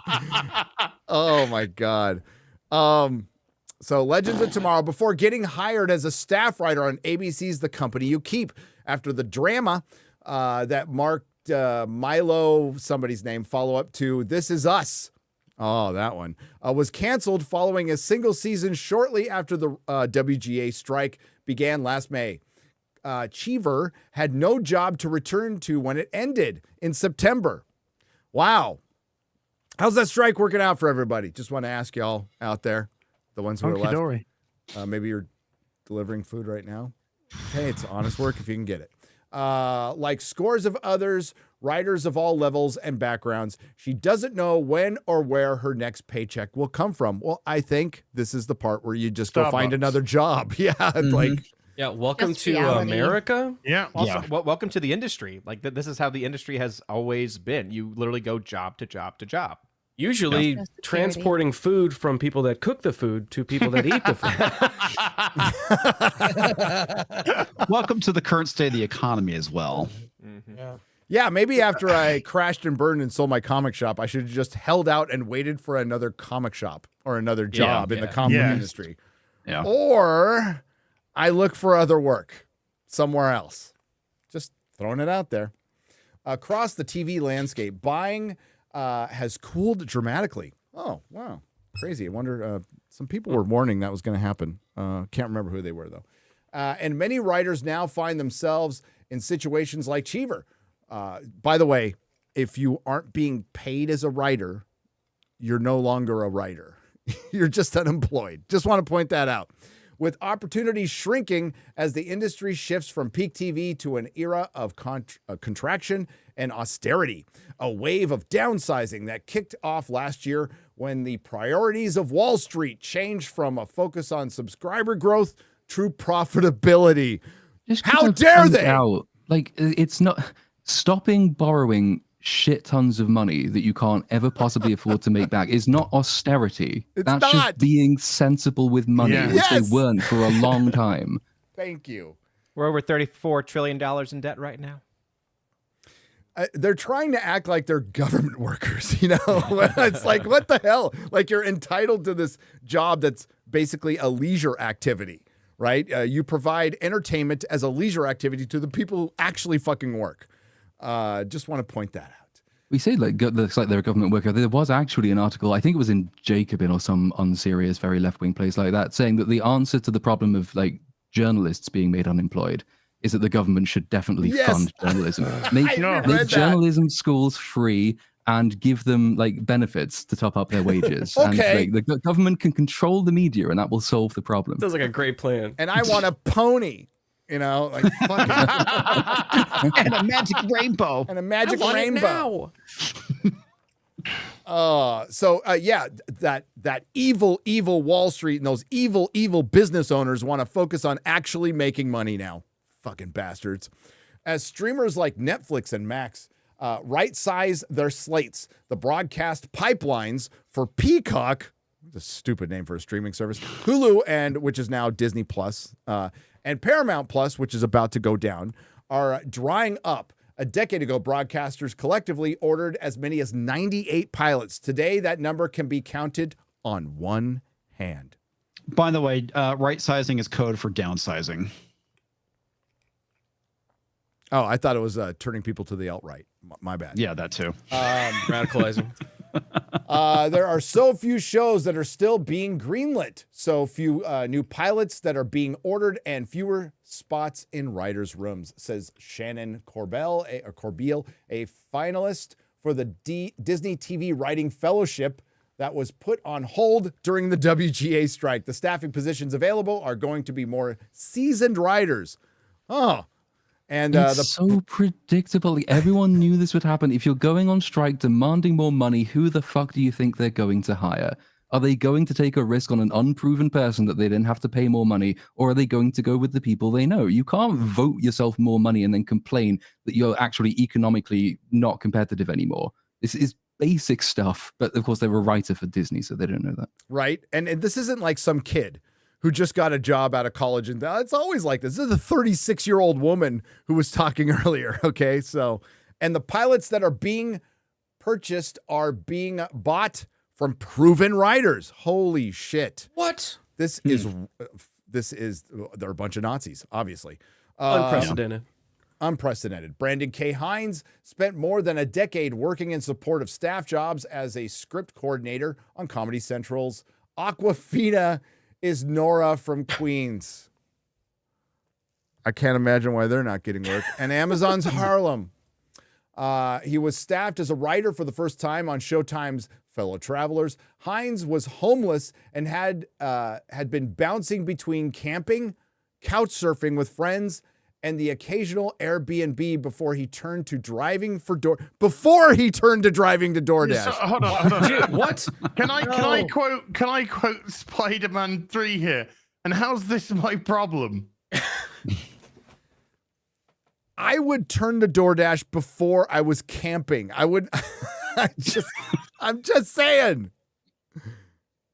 If you got a car for DoorDash and Grubhub, after his 16-week writing job on the Showtime Limited series concluded before the strikes began, a potential writing job on a Weeds revival. Oh, God. He lined up before the strike evaporated during the work stoppage. Showtime dropped plans for the series, sources say. Well, Showtime is part of Paramount, which is in big trouble right now. So there you go. You need multiple gigs a year to make a livable wage. There we go. Livable wage. You know how you can make a livable wage? By getting a job. Get a job. Get a fucking job, DSP. This has always been part of the industry. That is. It's always been a part of the industry. What are you thinking going into the industry and thinking you're just going to make millions of dollars being a writer on a TV show on CW? What do you think? Go get a job and do the writing at the same time. It's a starving artist. For people that talk about entitlement, holy shit, look in the fucking mirror. Millennials, like 100%, this is a problem kind of across all industries at this moment, like everywhere. Retail, fast food, the movie industry. It's this entitlement and unwillingness to work. There's no work ethic. No. And camp in a bush before you get a job? Exactly. You're a writer, so you write your own ideas. You're writing on the side, maybe a little novel here and there if you're a talented writer. No, I'm just going to wait for the gigs to come to me. That's that attitude. Maybe a little OnlyFans. Little OnlyFans, whatever you need to do. I don't know. Or if you're a Kotaku senior editor, a little bit of prostitution. At least she has I'm something gonna go back to sex work. Well, yeah, she has something to back into. So I always. It's normally a client's penis, but yes. Thanks for explaining the joke. I just thought, there's probably some people in the audience going, wondering what? what's going Yeah, on. no, you're probably right. You need multiple gigs a year, he says. It's the craziest time to be a working writer. Well, you're not a working writer right now in Hollywood. You can work on a semi-hit show, but still can't afford to make a living wage. It's pretty intense. It's not just the lack of jobs. Which is where they'll be living in a couple of weeks. Right? That's good. It's not just the lack of pilots that is affecting the challenging landscape that the writers have found in the industry since the strike concluded in September. The overall volume of U.S. produced live-action scripted TV series tumbled. Scroll up. Thank you. Wait, I got to move this. There we go. There we go. The live-action TV series 14% from last year, from a high of. Oh wait. The overall volume of U.S. produced live-action scripted TV series tumbled 14% last year from a high of 600 in 2022 to 516 in 2023. FX CEO John Landgraf, who coined the term peak TV, told Hollywood Reporter in February that the downturn started well before the WGA strike last May. Yes, it did. No shit. No shit. That's why a lot of people were going, even some within the WGA going, maybe we really shouldn't strike right now. Maybe now is not a good time. Said racist. Should have listened to their own advice. There was a certain amount of inefficiency. That's a very certain amount, generous way of putting it. Just a touch, just a tad, just a little bit. That was just about a whole bunch of companies entering a space where they had no prior experience. And you can't blame anybody but inexperience for that. Yeah, you can. Yeah, you can. Landgraf's, yeah. It's like, oh, welp. Sorry, we blew billions of dollars. Whoopsie doopsie. Landgraf says for the billions of dollars rival streamers spent on programming in a bid to compete with Netflix. I don't know. I can't remember the number that Disney has into Disney Plus. It's billions. It's billions of dollars, and that's before it even started. It's like it's not just about inexperience. I mean, inexperience does play a big role. You know, if you look at the amount of money that is being spent by Disney on its Marvel TV shows, or The Mandalorian, which has the budget of a feature film, for example, it's obviously unsustainable. But the amount of money that you're spending on VFX doesn't impact the quality of the writing generally. If you look at the budget that Star Trek: The Next Generation is written on and produced on versus the budget for a show like, I don't know, She-Hulk, to take an example, you can still do your job as a writer incredibly well and make a popular TV show almost irrespective of the amount of money that's being spent on it. Like, you can still do your job even if the people above you are not doing theirs very well. Look at Red Dwarf. Yeah, Red Dwarf. Any like thing done on a shoestring budget, which is renowned today because everyone remembers the quality of the writing that's there. It's easy for writers to say, oh, it's only because they're spending too much money and they're not making it back that we're unemployed. It's not just that. It's that you're just absolutely incapable of turning around a script that's half decent. And so the show isn't popular, and so you're not getting hired and you're not being brought back. So it's sort of your fault as well. Agreed. Since then, television reporters have been transformed into show Grim Reapers, announcing waves of cancellations and unrenewals. Unrenewals. What the fuck is that? What the fuck? I'm unalive now. It's like we're speaking in YouTube speak now. Series that were canceled after they had originally been renewed by networks, including Uncoupled, Pitch Perfect, Bumper in Berlin. That's the entire Bumper in Berlin. Pitch Perfect, Bumper in Berlin. That's the title of the whole thing. And A League of Their Own, which they spent millions on and lost millions on. Lesbians throw balls. Throw balls that they don't have. The Entertainment Community Fund, which provides assistance in the form of funds, workshops, and training for those who work in the film and TV industries, have already distributed more than $3.25 million to 1,600 folks from January 1st to March 22nd. That's on top of the $18.8 million the ECF handed out in 2023 during the dual work stoppages to 8,500 people, including more than 600 writers. Woo! It's a lot of money. Keith McNutt, I bet he did. executive director of the EFC, says the group has received requests for financial assistance from writers for all experience levels and cultural backgrounds since the strikes concluded. How long ago the strikes conclude again? Are we at 6 months yet? We're close to 6 months. Close. 6 months. Was it November? I think so, yeah. Yeah. I would say get a long job. enough. Get a job. That's a lot of time to get a job. Hey, fast food workers make $20 an hour now in California. Yeah, that's right. If you can still get not all fast food workers. Just They're a not. few. They don't have the experience, and they don't certainly have the work ethic credentials. Yeah. To do this. Hey guys, start a YouTube channel. Yeah, there you go. Learn to code. Huh? That's not going to save you these Trade days, school. Christy. Trade school, definitely. Yeah, trade school will probably save Well, I'll tell you what, you but can get a not job at running In and stuff. Out. You get 20.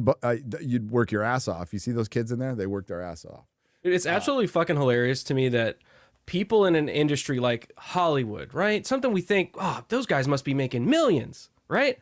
And we're internet YouTubers and we make way more money than a writer on an actual network TV show. Sad. Well, it's all about I would correct that somewhat. It's a lot of these people are stupid. They only work 6 months of the year and they make an ungodly sum of money for a short period of time. And then they reach a lifestyle that they become comfortable with, right? And they don't realize like that can be short-lived. Upkeep right? that. Because it's also- seasonal work. It's seasonal work. And they're wanting So- to live in LA and New York, mostly LA, where all the jobs are, and they have to pay over $1,000 a month just for their apartment. $1,000 probably. 1,000? That's a That's room. steal. Oh my god. That's a room. 5,000. Yeah, like a janitor's closet. There are no $1,000 apartments. I lived LA in anymore. Mar Vista Trust for about 9 months, about maybe 10 years ago, and it was $960 a month, and that was for an efficiency. So everything was Yeah, all that just was the like same 10 room. years ago, dude. Yep. That efficiency probably goes for $2,000 or $3,000 now. Yep. The only way to survive is to live below your means. Is to Yeah. seriously. And the problem is a lot of these people, they got comfortable. They overextended. They probably bought homes they can't afford. Did you see that that TikTok video that someone did a compilation of all the people that are out of work and how they're suffering? It's all industry people and they're below the line people, right? Like script supervisors, all these other jobs that people don't think about. They're hurting. You can talk about these screenwriters and people in the writer's room all you want, but all these other people are out of work too. I'll find that if you want to watch. Yeah, that. find it. Show the video. I'll find it. Find it. Yeah. I lived in Burbank in 2010, 2011. Just rented a room while I was working down there, and it was $1,000 a month. But it was a room and there was 8 other dudes living in that, and 2 of them wrote for The Big Bang Theory. Oh, wow. And they were living in that house. It's right down the street from Disney. We're still doing 3 times the amount. Oh, by the way, they're passing out $200,000 to $300,000 a week to writers and stuff. By the way, the WGA, which monitors employment levels among these members, declined to comment. What? They had a lot to say before the strike, not a lot to say after it. Real quiet all of a sudden. Where's Franny? Well, they got what they wanted. That's why. Exactly. They to comment for this story, other than to say the union required some time to clear post-strike picture to occur. You've had fucking time. The post-strike picture is pretty grim. It's erratic. The market has settled down into something different with only 5 or 6 buyers left. And the other one is really buying is Netflix, and they have decided to take a big chunk of their money and buy from the East, which was smart. Yeah, Though the WGA won some room size protections In the new minimum basic agreement, MBA, big writers' rooms with a dozen or more scribes, once commonplace, are increasingly hard to find. There are thousands of people going up for one job and only 6 slots per show on a good day, says one veteran lit agent who appointed Watson, adding 3 writers after it was picked up for 13 episodes. The CBS drama started developing more than a year ago with a mini room that featured only 6 scribes. It doesn't feel like anyone gets a big writer's room unless you're on NCIS. The fact that requires a big writer's room is incredible. Hey, dude, just imagine. So what does all of this mean for the DEI hires? Well, I was gonna say. I mean, I'm just gonna talk. You know, complete nonsense here because this would never happen, of course. But just imagine an industry that was really competitive because there's such few slots to go around with so many people wanting to get in. And of course, if you're hiring on talent, then you know it's potluck whether or not you can or not. If you don't think you have. So if you don't think you have, what else could you do potentially to get in? Oh, maybe create a grift. I don't know. Maybe call it something like DEI or ESG or Sweet Baby Inc. or Bridge or whatever they're going to fucking call Black it. Girl Gamers or Melanin Gamers or I'm a black person, hire me or I'll fucking fire. I'll get you cancelled. I will threaten you. Unalived. Yes. I will blackmail your fucking company into hiring me. You know, I don't know. You know, all kind of company names like Something this. like that. Something like that would never happen though. That would never happen. That's crazy talk. Yeah. Hey, what they're blaming is the lack of the CW. Oh my God. The capability of like choosing the wrong thing to focus on is amazing. It never ceases to surprise. It is a gift. It is a gift. It is. It's a superpower. As a buyer for multi-season shows like The Legends of Tomorrow and Superman and Lois, which James Gunn canceled, by the way, it probably could have kept going. Now in its abbreviated 4th and final season is also contributing. Oh, by the way, I just got to back up a little bit. James Gunn is canceling Superman and Lois to avoid brand confusion. Okay. Although we're getting decision. I'm liking the really sort of good backhanded insult to the CW though. So you got these writers saying we're shit and no one wants our crap writing because the CW won't buy it anymore. It's like, yes. Oh, so the CW was known, was it, for just picking up any old piece of crap that you happen to churn out, and now you're in a competitive marketplace. You actually can't get a job. That's it doesn't reflect well on CW, does it? You know, now that you can also take into consideration, of course, that the CW gave itself away for free if you took on its debts. Yeah. Maybe a bag of crisps. There you go. We are selling ourselves for $0 if you pick up our 50 million debt. Yep. Oh, okay. I'm going to pass on that. So this is also contributing to the downturn in available gigs for writers since Nexstar took control of the CW from Warner Brothers and CBS Studios in October 2022. The network has canceled more than a dozen scripted originals and is no longer buying scripts from the traditional studio system. That way, it did under CW CEO Mark Pedowitz. Change your name. That's an unfortunate name. I don't know. I think it's very apt. I didn't think it couldn't get worse than Epstein, but I guess it can. That has left hundreds of writers out of work, as the CW previously served as the way for new scribes to learn the ropes. Oh, fucking hell. So the CW was like the minor leagues. Okay. Well, it came out that It's way. more like the special needs, but sure. There you go. As writers anxiously await for a new wave of script deals to begin, well, you're going to be waiting a long time. Many are turning to other jobs or considering leaving the industry altogether. I was interviewing for teaching jobs. Wow. Oh, don't teach. Please don't. Please don't. God, don't. I interviewed at a university and was close to leaving Hollywood forever, says an experienced showrunner. Nobody ever starts their career thinking that it will last forever. I never thought I'd be a writer for as long as I have, but I didn't expect to run into a brick wall. But you did. that you built, by the way. Yes. That you built. I thought it would be a slow tapering, but this feels like a cataclysm because it is. God. Wow. It's called karma. Welcome to real life. You almost feel bad. No, not really. Almost. No. It was. I mean, I would have sympathy for them if they actually realized that because their job status is temporary, that they actually had a reserve and were living off of, and that eventually ran out and they weren't able to find anything. I'd have more sympathy, but I don't. You got to plan for the future. It was a very emotional thing I did when I applied for the teaching job. I don't know if I'm ever going to forgive Hollywood for this. We're in a fight. Oh my Never god. gonna forgive you. Yeah, I'm sure they give a shit, mate. Yeah, right. They don't. Holly, you're breaking my heart.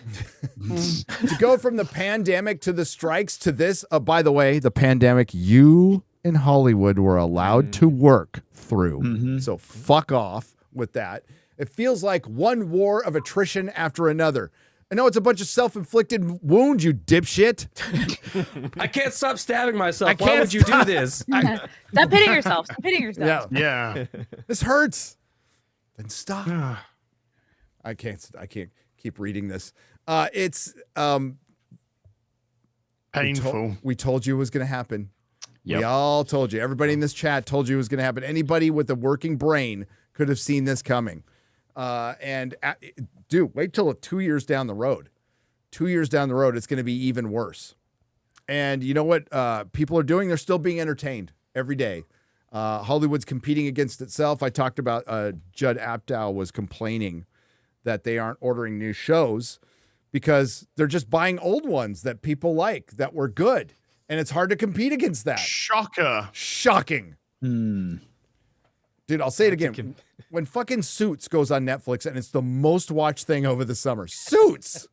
It's like basic bitch TV. It shows that people still want to watch TV. And Hollywood can't even do better than Suits. Okay? It's hilarious. It is hilarious. And it's a mediocre show too. It's not like some brilliant show or anything. It's not bad. It's enjoyable, but it's two people in suits talk. Yeah, it's it. It's every single scene. TV. That's the funny part about all this shit. And enough people were like, okay, I'll turn this on and just mindlessly watch it. Okay. It's the kind of thing you watch while you're looking at your phone. I love it. Ryan's gone. Ryan was complaining about Shogun because he's like, I can't look at my phone. I have to pay attention and watch it. Because you got to read it. That's what you're supposed to do. Yes. TV show. You're supposed to Are you? Welcome to TikTok. Welcome to social media. Welcome to. We can only get your attention for 30 seconds before you click on something. Welcome to. We need a trailer before a trailer. Oh, welcome God, to I this. hate that. Welcome to this kind of world. Welcome to a world where when the corporations think you're fucking dumb and retarded and can't focus on anything for more than a few seconds, that's the type of content you start to get from them. I like how you said dumb and retarded. Yeah. Well, That's I why I think, like the thing that I think dumb is just stupid. Retarded is fucking Hollywood. You know. Well, that thing that That's like an insult to retards. Come on, man. that thing Dakota Johnson said a couple weeks ago, where she was talking about how the people that are in these positions assume the audience is stupid. The audience is not stupid. They're not stupid at all. And I like you, as I cannot stand that trailer before the trailer.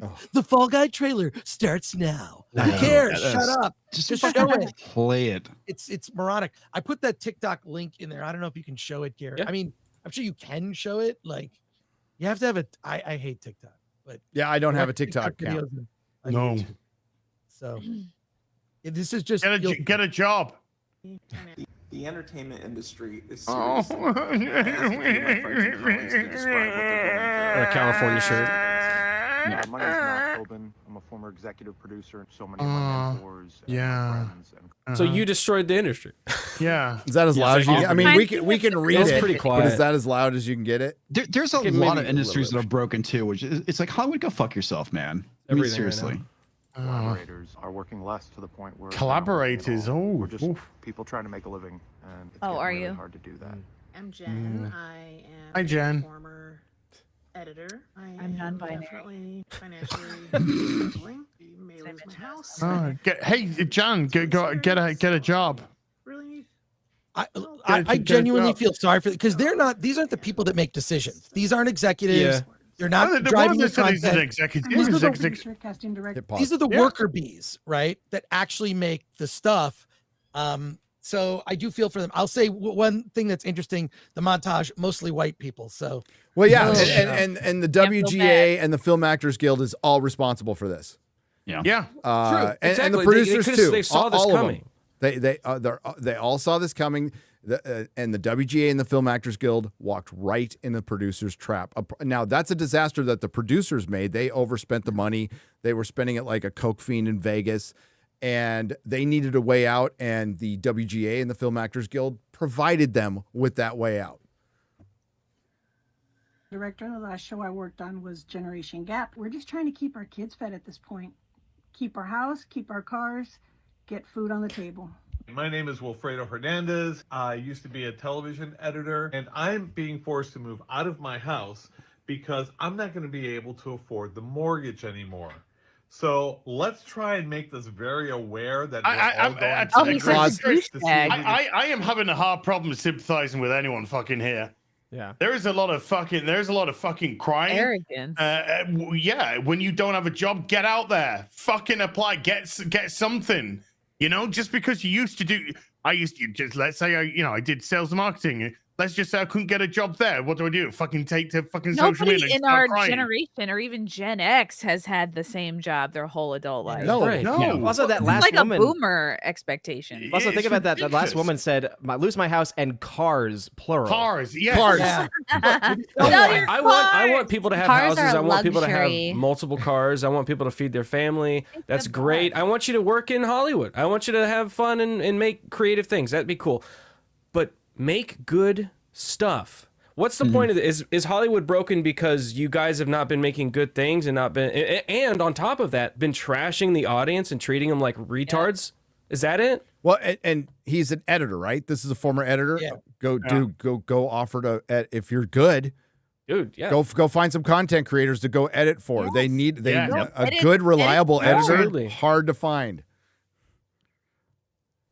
Go to Fiverr. Some change. My name is Steve Mellon. I'm a reality television editor. There you go. Shows like The Amazing Race and Undercover Boss. There you go. There just isn't any work out there. Yes, there is. There's so much. Oh, there's a lot. Well, they only know one arena, right? Which is Hollywood. They're not aware that there's this, YouTube, the ecosystem of YouTube. There should be a lot of work for some of these people, at least the editors for sure.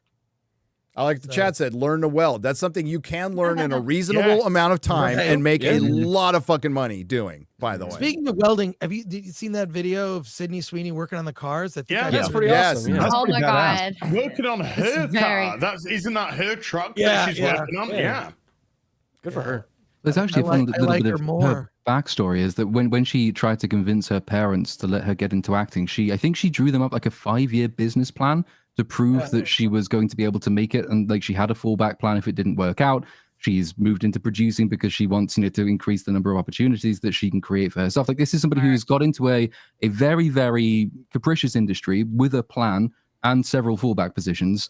And lo and behold, if you put the time in, the work in, the effort in, also if you have massive tits, it does help, then you're going to kind of succeed, right? But you don't go into this industry, right, I'm going to take out a mortgage and my security is going to come from my writing job on this sitcom. That's a bad financial decision. Really laid bad. It out there. Financial literacy. A lot of these people don't have a backup plan like Sydney does. So it really shows the difference between at least her and these people in the video. She can change my oil. Yeah. Anytime. It's like, wow. Years if people paid attention to what was going on with the economy and with COVID, you could predict the crash that was coming.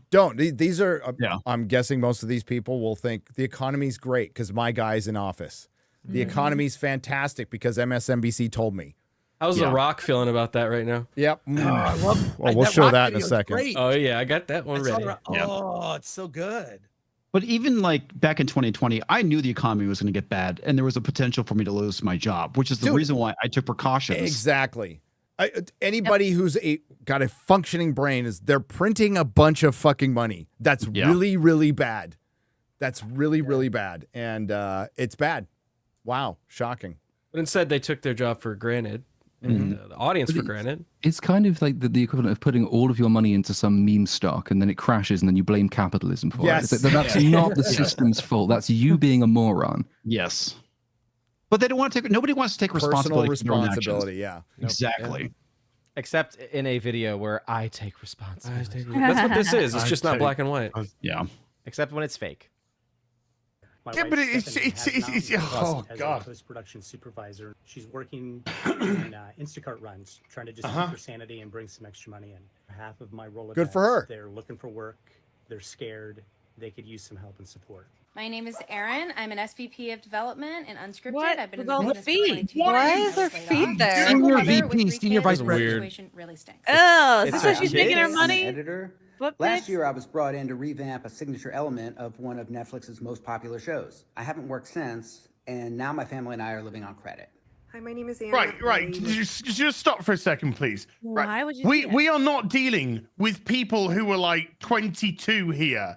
I think everybody seems to be in their 30s, 40s, potentially even 50s. I.e., they know what the fuck a job is, they know what job security is, and they certainly know what their industry is. So seeing them fucking complain here is absolutely ridiculous. Zilch sympathy. Recently worked as a TV post producer. My insurance company is specifically targeting MPI members and taking a very long time to authorize medical procedures in a timely manner. My name is Seisha, and I'm a former VP of Production. And I Look, she can't even say her fucking name correctly. It's Sasha, not Seisha, you dumb fucking bin. And also, you're not fucking Rogue from the You're X-Men. not so Rogue. fuck off. Yeah, how much did that hair cost? That's what I want to know. Right? Like a VP of production, Chris. I mean, different. Like editor is like kind of working man. VP of production is like I'm struggling. middle person. I can barely keep my hair. I've seen it happen to friends of mine. You know, they're making 20 grand a week. They're buying cars and doing crazy stuff. And then they're not working for a year. And they're back. I have a buddy of mine who's a comedian.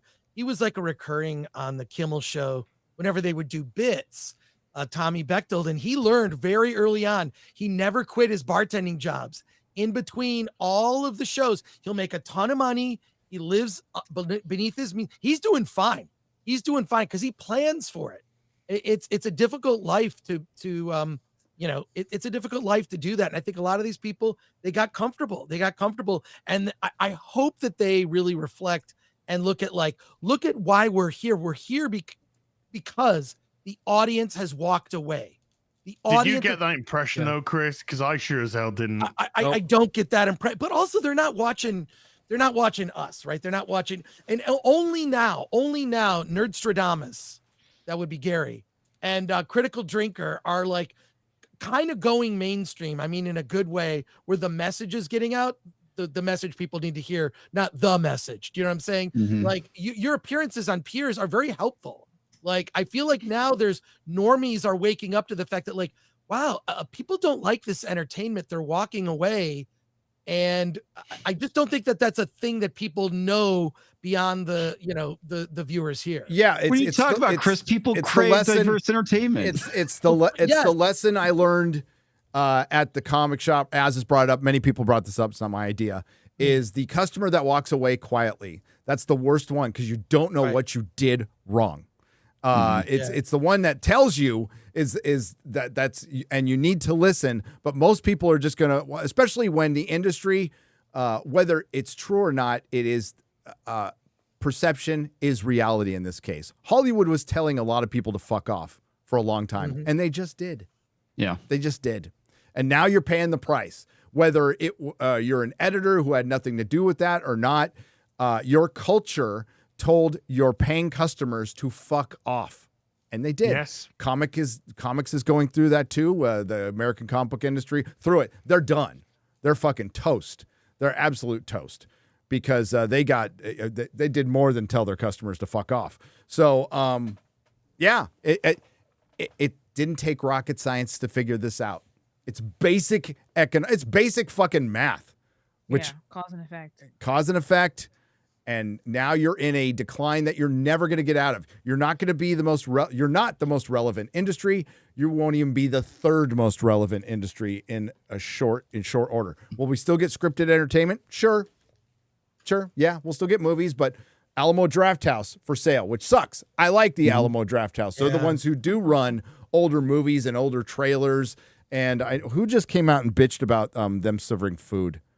Danny McBride. Yeah. Yep. Fuck that. Yeah. Shut the fuck up. It's awesome. It's a great experience. I hate it. Popcorn is I so fucking hate it. good. I hate when people walk in with their food Yeah. and shit. I'm like, I'm trying to watch a Love movie. it. I think it's great. I think he's full of shit. I think if people are going, I'm all for it. I Their know, burgers are so because you need people to go, and if it's a reason for people to go. By the way, I watched the Joker, and I had didn't fuck with my experience at all getting my meal while I'm watching the Joker. They It was do great. a lot of meetups. They do a lot of like old movies and hangs and social things. Yeah. They need to do that stuff because what they're putting on the screen isn't fucking good. So they have to start putting out older stuff. I wish they would put so much more in 4K and not just like the James Cameron way, which is shitty. But yeah, they're going to have to start thinking of a lot of new things while they lose market share to gaming, which they've been doing for decades. Said they were already doing. They were bleeding for a long time. Sorry, Yeah. little platoon. But no, but I mean, it's worth reiterating that even if things were going really well, like, you are taking a massive risk. It is a risky enterprise. Most people who go into, say, film writing jobs, I mean, I'm in a writer's room, it's game writing, but it's not, it's kind of analogous. Like, you go into this and you know that the number of people who make it and become really, really famous, well-known household names who get attached to all the big projects is incredibly small. And the number of people you're competing with is massive. Because, like, writers don't have very many... a very high hurdle to clear to call yourself a writer. You put, pen on paper, you can call yourself a writer. You're going into something which you know is insecure, even in the best of times. The chances of you actually making it and making a name for yourself are small. And even if you do it once, you're going to have to keep doing it. Otherwise, you're going to be out of a job. People haven't just discovered this recently. This has always been a thing. And ideally, you know that it's a risk. The other people in the writers' room I'm in, they know, because I'm lucky I've got the fallback of YouTube, which is my main thing. But some of the people in the writers' room don't have a fallback. So they know it's a risk that they're taking, but they are well aware it's a risk, and they're thinking to themselves, well, I think that the reward prospect is worth taking this risk, right? Like, and I have a fallback if I really need to. I will go and work in a supermarket stacking shelves for like a lower wage but a consistent one. It's not impossible to find work after the fact. But this sort of entitlement mindset, which is that I have a job in the industry once, therefore it must be a job in the industry for life, and it's the industry's fault if I don't have that. Just speaks a whole class of people coming probably out of university, having been supported for their entire adult life, even thinking, no, I am absolutely owed a living in whatever I want to happen to do. It's like, no, you actually do have to prove that you're worth something and keep proving it. And if you can't do that, then go stack shelves. Everyone needs a shelf stacker. Yeah. True. Honest work if you can find it. It is honest work. I don't think they want honest work, so. No, they don't. And They don't want to work you, hard. You go stack shelves for 5 months versus doing nothing for 5 months. I know which There's ones no brings jobs. money in. There's just no jobs available. And if you're a writer, more experience makes you a better writer in other things. There's jobs. There's just no job that they want to do because they think they're too good for it. They're too good. Well, yeah. remember when we'll get to this video in just a second. Remember when right after COVID, there was a bunch of people were hiring and they couldn't fill positions. Yeah, because that job's beneath me, and now those jobs are gone. And there was plenty of opportunities out there. I saw now hiring signs everywhere, but no, everybody wanted to take their free government money that was printed. And now the money, that $20 an hour you're making isn't really $20 an hour. So hey, lot of regret going on in Hollywood as well. We're on the subject of regret. Apparently, Dwayne "The Rock" Johnson, who backed Biden in a really fucking cringe fucking video from 4 years ago, rolled over. You're right. Wow. Exposing his belly. I wonder why. Are you happy that you made that endorsement in 2020? Are you happy with the state of America? Am I happy with the state of America right now? Well, that answer is no. Do I believe we're going to get better? I believe in that. I'm an optimistic guy, and I believe we can get better. The endorsement that I made years ago with Biden was one I thought was the best decision for me at that time. And I thought back then, when we talk about, hey, I'm in this position where I have some influence, and it's my job then. I felt like that then. It's my job now to exercise my influence and share. Oh, like Hawaii? This is who I'm going to endorse. Yeah, right. Am I going to do that again this year? That answer is no. Are you happy that you made that endorsement? That answer is no. Does this have anything to do, maybe, just maybe, with the fact that when he made the endorsement, he was working in Hollywood, and you have to be a Democrat in Hollywood, and now he's back in wrestling, where it maybe isn't as lucrative to be a Democrat, so he's changed his mind. Does that got something to do with it? I would There's say also yes. a rumor that he is going to run for something. Well, yeah, I heard those rumors ages ago. I don't know if he's still planning on doing that. He'd be a perfect politician because his policy is based on which way the wind is blowing, and he has to pass it through a bunch of people to find out what his opinion is so he can use his influence. Fuck He off. sounded just like Bob Iger. Like that whole first half was like, my answer's no on that now. It's very well. Hey, he's got his glasses on, everybody, so he's really well serious. thought out response. Really He's smart. serious. I'm smart. Not like everybody says. I knew that reference, Fredo. Who's got to go? Odin already left. Bye, Odin. Bye, Odin. Bye. The one time we gave him an out, like he just did his Irish goodbye. Yeah. His Catholic goodbye. How you doing, Az? I'm great. How are you? Just checking on you. That's all. Dude, presenters are dropping like flies. I'm staying. Chrissie's bouncing. Yay. The chat's Yay. very Did I bounce entertaining. too? Frank, leave her alone. Yeah, I'm actually She's just on a sitting show on right him. now. Well, your bouncing would be Yeah, more I'm just effective, picturing X-Ray it. Girl, if it wasn't in like 140p or whatever the fuck it is right now. Dirt. I blame Mark. How you doing, Chris? I'm doing well. Unless there's some super chats that directly ask me a question, I probably should bail. I wasn't supposed to be here today. Not to quote Clerks, but that's a quote from Clerks. I wasn't even supposed to be here. But no, I'm happy I got invited. Obviously we talk, on the DM, and I feel I try to feed you stuff that I think is useful. So I'm just happy to be here when I can participate in talking about it. But yeah, I probably got to bail. But I'm going to see you guys. Some of you guys, and I say you guys because that's the no one cares. I say you guys because guys can refer to girls and guys. Yes. So I'll be in Vegas, which is going to be a lot of fun. Oh, there you go.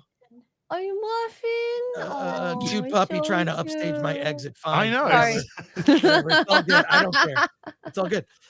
But yeah, we still have some. I think X-Ray Girl's going to put the link in the description. It's in the description. So Yep. if you do get into Vegas, you're going for the FNT meetup. There is a Film Threat meetup the day before, Tuesday, April 9th, 7 p.m. Millennium Fandom Bar. I'll be there. I have copies of a Blu-ray I'm giving to every attendee, which is going to be fun.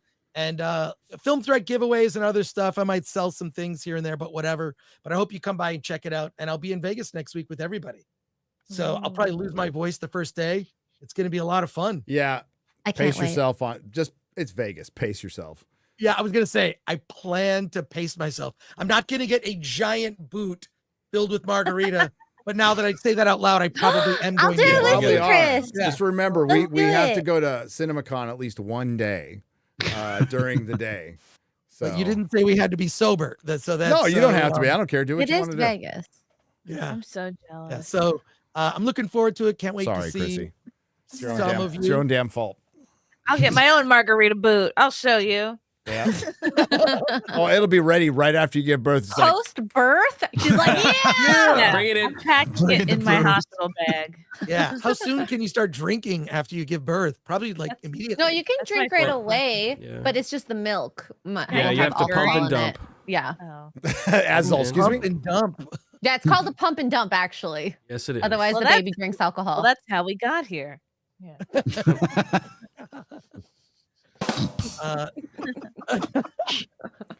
So thanks for having me. Thanks. I appreciate it. I'm pissed off about this Fantastic Four news, but I'm also not surprised. not surprised at all. And I don't know. I'm surprised they like 2 hours after that they just dumped that fucking news. But the best part has been the wiki experts on Twitter trying to educate like old farts who read a lot of fucking Fantastic Four books. And I have a complete fucking run of like all Silver Surfer comics, all appearances, everything up until 2018, like everything, absolutely everything. But hey, what do I know? I must have missed some shit. What can you say? But and also another quick thing, just a quick plug for my channel, Film Threat. Subscribe to it if you haven't already. And we started this new show called Versus. And on Monday, we're going to have all Christian YouTubers talking about Immaculate and The First Omen and all sorts of religious horror films. So Melanie Mack will be there, Odin will be there, and a bunch of others. So it's gonna be a weird roundtable. I'm looking forward to it. Excellent. So yeah, should be fun. Take care, everybody. See if I'm gonna see you. See you in Vegas. Bye, Chris. Take Bye, care. Vegas. See you See later. you in Vegas, Chris. Love you all. Missed you all. Take care. See you soon. So Ciao. long, gay boys. So long, gay boys. We're gonna get some soups. We're gonna hit the soups. I would like chicken. I had soup last night.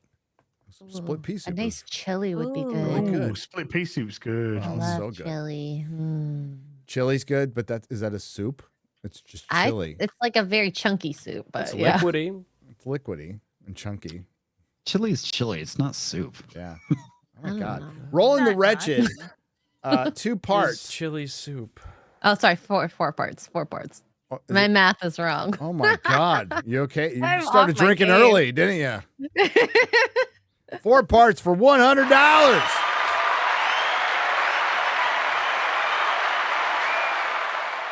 Last FNQ before Vegas, I would just like to thank Gary and Ian for always reading my chats on their live streams. I missed T last Sunday because I fell back asleep, but I sent a chat on the Real BBC, and trans tit loving Papua New Guinea didn't read it. Oh well. See you Sunday, Roland. That's why you have Sunday. Oh. You know I'm going to feel some way. You know I'm going to feel some way about Az. Which way though? Hey Ryan, he's not here. You're gay. He's still gay. I would have called you to say this, but I don't have your number. But I did put it in a Twitter DM. Somebody asked me to do that last night, and my phone wasn't with me. I probably would have done it, but maybe I'll do it on my free time later. Hey, Jeremy, you're gay. He's not here, but he's listening, and he's definitely freaking gay. You hear that, Jeremy? I just didn't want you to feel jealous or left out. Shad, the emus, man, Shad's not here either. Shad, the emus have arrived in Vegas, and they're shit. prepared for battle. Maybe the emus took him out. I think they did. How'd you I do get not. him there? I don't. Well, they flew. I do not have to remind you the amount of dishonor that will be heaped on you for not presenting yourself on the battlefield. The emus eagerly await the chance to bring this to an end. I do too. This damn war. Today's read is Joel 3:9. Proclaim this among the nations. Prepare a war. Rouse mighty emus. Let the soldiers draw near. Let them come up. Hail FAQ, Fellowship Chat, Baby Thor, and Pineapple Pizza. Dan Vosk is gaily defeated until Vegas. So long, gay boys. So long, gay boy. Pizza. Oh, haven't had one in like months. Yeah. Chili is a stew. It is? Anybody Is that it? wants to Okay. know? That actually makes more sense. There you go. Okay. Bring the facts here. We'll have on some FNT. pineapple pizza in Vegas, X-Ray Girl. Nice. Yeah. Ham and pineapple. Let's go. Not Another Dime is gifted 10 Nerdrotic memberships for 50. Hail. When is I'm probably leaving the early. Well, no, Jeremy's on his way now. You're leaving Sunday, I thought. I'm leaving Sunday morning. So I got to pack and make a video before I go. We got a Sunday fun day this. What's this? We'll chat. I'm leaving on Monday, so I'll be here. Me too. If Kara's not here. Depends on if Garrett's editing or not. That's true. Oh, Well, if we're gonna try to get it out on Sunday. as you should do the Stellar Blade demo. I If you am. don't. Mm. Yeah. Mikey Gusler for 50. That was lovely.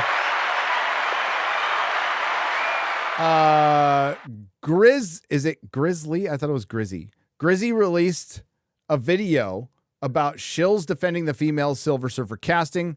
One example is Campia saying, people just don't want to see women in major roles, and they act like women in film is the end of the world. Also, Cincinnati Comic-Con 2024. Campia doesn't know what the fuck he's fucking talking about. Just so you know. He's a normie commentator on film, and bless him for what he's built over there.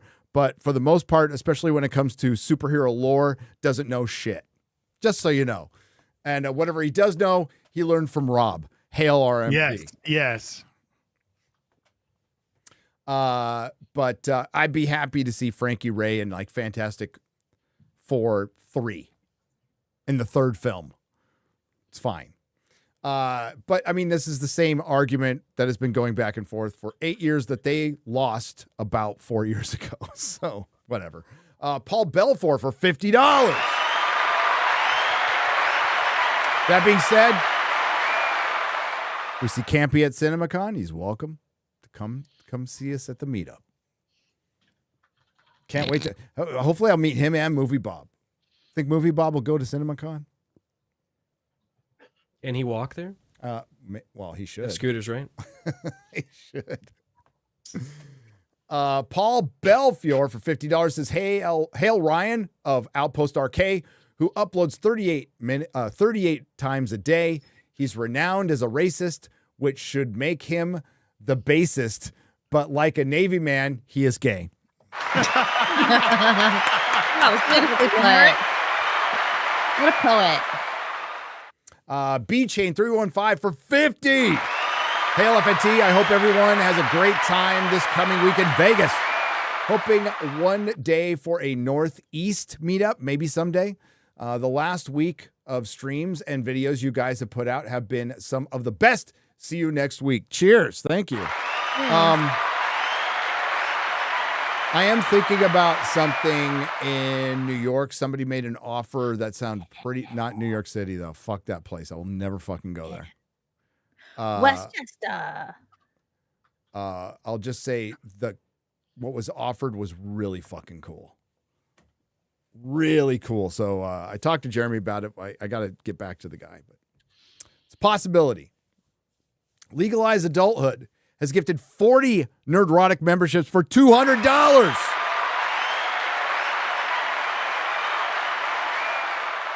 Hang on. I'm going to answer you, Chrissy.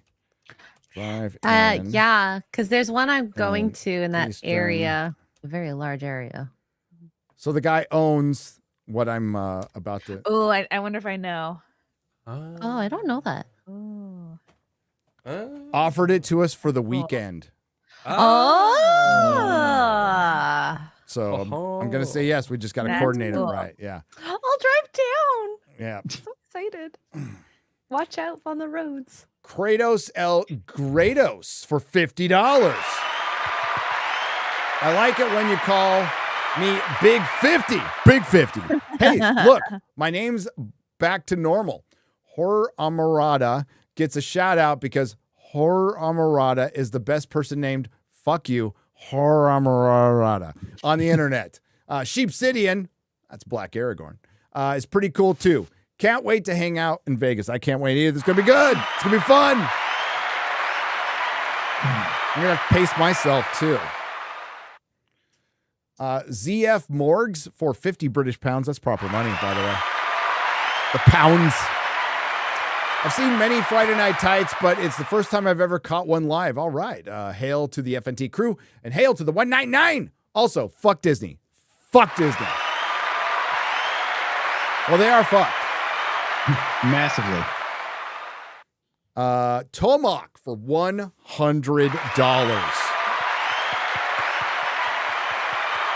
Master Gamer Gary, I would like to thank you for offering your leadership to the Helldivers. Of course, that's what I'm here for. I don't think we could have liberated Malevolent Creek without your guidance. Did I say that right? As for democracy. What did I do? That's good. Well, I ran across a random video. It was kind of funny, and it was Wives of Helldivers. Whoops. Did you see that video? No, but I could already imagine what it is. Yeah, it was kind of funny. It was kind of funny. I didn't understand all of it, but yeah, there's a video out there of Wives of Helldivers. Kangarooster for 50. Last FNT. I asked for luck over the weekend update. I no longer have a girlfriend because she said yes. Oh, whoa. Oh, so now she's a fiance. Hail to my fiance. All right. Nice, dude. Congrats. That's lovely. That's wonderful. Hope it lasts forever. Horror Amurata on the Streamlab side for $50.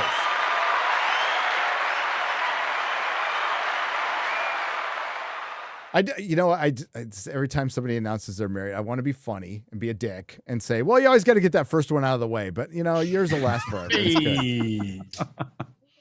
Yours will be fine. No, congratulations. Vegas is nearly here, and I can't wait. After taking your advice, my Abysmal Critic channel has taken off. Yes. What the hell did she name it? Abyssal, whatever the... Abyssal. Abyssal? Abysmal Critic.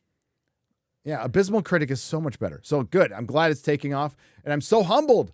But in gaming news, check out those black male gamers on Twitter and fuck the government. What did somebody say? I mean, we've had different variations. We have white boy gamers. Somebody said like white honky or no, white peckerwood gamers or something last night. And it's like, yes, more of that, please. More of that energy. No green rocks on the Streamlab side for 50. I'm really looking forward to meeting everyone in person in Vegas. Yes, I am bringing presents for you. Oh, wow. You did not have to do that. There'll be a raffle. So I have some presents for you guys. All courtesy of the Legion of Memers. Oh, boy. Can't wait to see those. Hail FNT and hail the Fellowship. No green rocks. We love the Legion of Memers. Blackguard 4 has gifted 10 Nerdrotic memberships for 50. Hail the members. Thank you. Thank you. Kevin Willis on the Streamlab side. 5 parts for $75. Holy shit. Oh, wow. It goes back. Okay. So that's right. When Star Trek Discovery started, he's saying, finding Nerdrotic around 2017 was the best thing that ever happened to me on YouTube. I'm glad you said on YouTube. Because if that was the best thing that ever happened to you, we're going to have to talk. And led to me finding Az and Ripa and others. I had already found Mahler and Critical Drinker. But recently watching Gary has led me to Disparu, who is great, by the way. Did he ever answer our message? He was deep in a video. Okay. So he cocooned himself. He probably watched Star Trek Discovery. That would be my guess, but I could be wrong. He loves bad shows. Yes, he does. Yeah. But recently watching Gary's led me to Disparu and just found a few weeks ago Little Platoon. Excellent, because that's a great channel. Thank you. Disparu is brilliant, but my lord, Little Platoon has some of the longest, bestest film criticism I've ever had the pleasure of listening to. Oh. He's got a good voice, too. Very kind. Oh, it's just the voice. It's one just big confidence trick, really. Yeah, exactly, right? Hey, whatever works. Anyone who hasn't subscribed to Platoon should, and set aside a few 100 hours to go through all of his critiques. Little Platoon is it just me, or did your Rings of Power review or did I miss your Rings of Power review number 3? Oh, no, I still need to finish that. And my rule, I'm trying to finish it before season 2 comes out. So I will at some point get around to finishing the rest of Rings of Power season 1 before season 2. Yeah, based on what I've heard, you have time. Good. That's a relief. Right, Az? There's a lot of time before Rings of Power season 2 comes out. Certainly appears that way. I'll put it in the private chat in just a second, little platoon. Or is it coming? I will never watch a minute of the actual show, but I don't want to miss a second of the destruction of it. God bless your heroism in these dark times. Already donated on Streamlabs, but I really want to make sure I get to ask Little Platoon if there's another Rings of Power review coming, which he answered. So thank you. So I'll write this in there. Correct me if I'm wrong on this, by the way. I almost said it out loud. That would be really retarded. Typing and talking is too hard. I almost fucking said it out loud. Fucking hell. Okay. Wow. Yeah. Last I heard, which is about 3 or 4 weeks ago. Yep. So that rumor of the summer release alongside House of the Dragon is probably not going to happen. Preston X'd out. Preston X'd out on that. Big X on that. I mean, possibility Christmas. That would be the earliest, just knowing what I know about that thing I almost just said. I just need to shut up right now. Yeah, just I'm like Quarter Black with a Henry Cavill fucking spoiler. Well, let me put it in the private chat. Henry Cavill. Yeah. And then you go short arms and everybody guesses it. And I thought it was subtle. And that, well, it was. And then scoopers are now taking credit for your work, which is, you should be mad about that. Dang it. Hey, just take it with a pinch of salt, bud. Yeah, that's right. Blackguard 4 for $50. With the imminent release of the game Stellar Blade, I hope that X-Ray Girl, Chrissie, Mayer, and all the women of the Nerdrotic fandom are safe from the effects and talents of the main character. Thoughts and prayers to you all.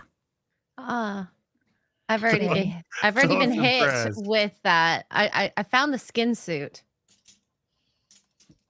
Skin? Very Skin. Yeah. Skin. Stellar Blade. It's very Do you naked. want to see it? Yes. Yeah. Ooh. Is that going to get us hit? Your face? No. No, I think it's because I saw the monster. I'm like, it looks like a woman's, butthole. And the graphics are really good. Yeah. Vagine. Vagine. Can you not say vagina? Are we gonna get hit for this? Like, no, you won't. And Okay. then my video wasn't hit, so yours won't get hit. well, okay. People getting hit for playing the game? No. Well, skins. I think don't Gary know. Well, I mean, Gary's just worried. Skin just means skin colored. It's After not last like week, naked. I got a little PTSD from last week. Okay. That's fair. That's fair. By the way, if you haven't seen last week's episode, it's on X, it's on Rumble, it's on Odyssey. I think it's on Nerdrotic. Did you embed it from Rumble on nerdrotic.com? Okay. Did you figure out what precisely it was hit for, or was Yes. it just a matter? Of many things. So, Like a shotgun blast. The woman sucking on the black dildo in the intro, but it wouldn't have been just that. According to my rep, it was many things later in the show. No, if it was a flesh-colored dildo, that would have been better. It was funny. My rep was laughing. My rep was like, I'm not going to fight this. I mean, it's okay. So. Oh man, that's funny. At least you found out. Yeah. Yeah. Oh, what they won't tell you, this is why it helps to be nice to people. And even if they work for organizations you don't fucking like, if you're nice to people and genuine with them, they'll be honest with you. It's crazy. It's like, don't be Ryan when you're going to a fucking fast food place. Your order will always be fucked up. People will piss and shit and spit in your fucking food. Yeah. Be nice to the person behind the counter. They're working hard to do their best to get their meal for you. And you know what? You might get a little extra, or you might just get what you ordered, right? Yeah. Be nice. So I'm nice to my rep. My rep is pretty cool. And yeah, he tells like when a video gets demonetized, YouTube has the ability to tell you exactly what was demonetized. And you could, if you knew that, cut it out before your review, right? And then your review will come up fine. They just don't want to, they want to keep it vague. The reason they want to keep it vague is because you're being demonetized by stuff that doesn't break any fucking advertiser guidelines at all. They're just really arbitrary. Well, it's what we always thought. They're demonetizing you for certain politics, but the other stuff is fine. Mm-hmm. That makes a lot of sense. For example, that black woman sucking on a black dildo. There's dildos and butt plugs all over fucking YouTube. That shit's monetized. Yep. So there you go. Or people splaying their assholes. I'm about to shock you, but it's not a fair system. Yeah. Go figure. It's not a fair system. How am I supposed to say this name? Ara. Oh,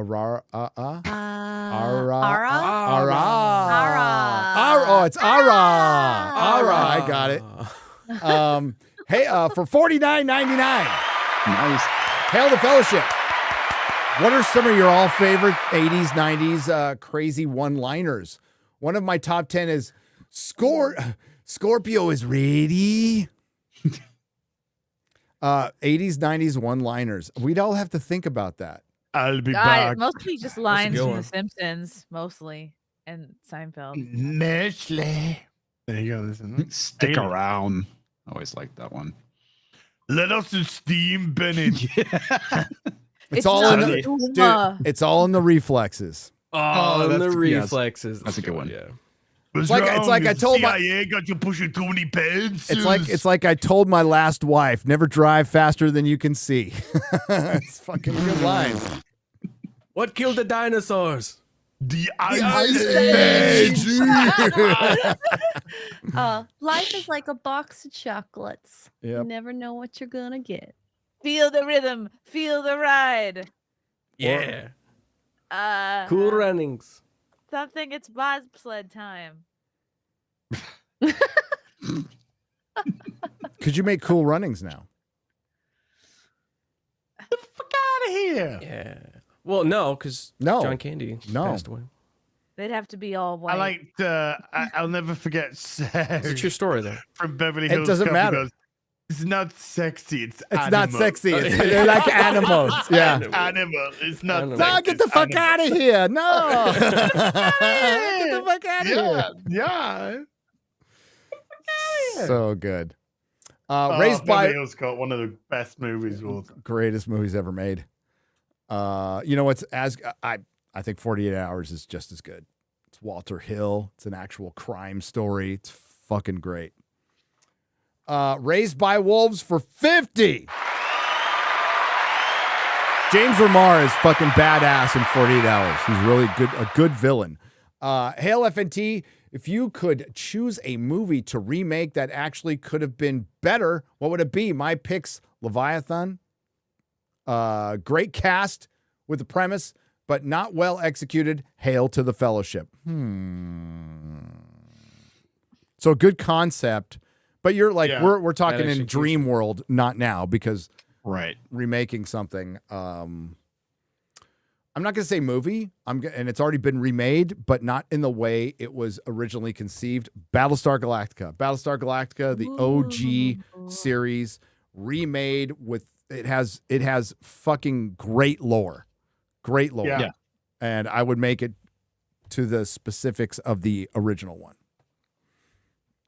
Aliens 3. I'd like to see an actual good Aliens where Hicks and Newt do not die. Yeah. Yeah. That would have been a good one. Mm-hmm. The Notebook. Notebook 2. We need the Notebook 2. Schindler's List 2. It's Can we- Schindling. Schindler's List 2. Out of the oven. Yeah. God. Oh no. Almost made it. We're If you fucked can't for that see- one. Almost there. Almost there. Chrissie mad. Reddit, Twitter. She's pregnant. She doesn't know what she It's she hormones. means. It's hormones. They're going all over the place. Reddit. Twitter. Demonetization. Almost there. Almost. I've got you now, Jews. When's that baby coming out? 2 weeks from today. Yay. So we could do it live on Friday Night Tights. Yes. There you go. Eric Sheedlow for 50. Hi, Jerry, son of Tardo's Gam Studio. Whitey Rednecks need remix. So it's Whitey Rednecks. That's right. Now use Exnicity. New Nam Whitey Polacks. Europe fun. Hail to chatters, the 199 and fun hobbity peeps. Lock it in. Yay.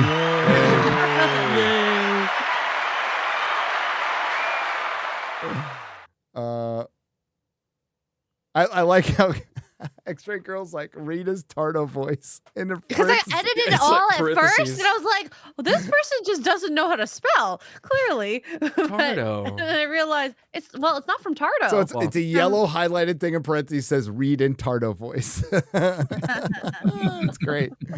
The FGC Sensei for 50 Canadian pesos. Hail FNT. And hail Chris Gore, who left. See you in Vegas. I recently learned of Chris's involvement in Tips and Tricks. It was my jam back in the late 90s and early 2000s. I couldn't wait to pick it up, especially as an Armored Core fan. The ending hardcore section was amazing. Chris is involved in a lot of stuff. Most of it's legal. Most. He knew Larry Flint.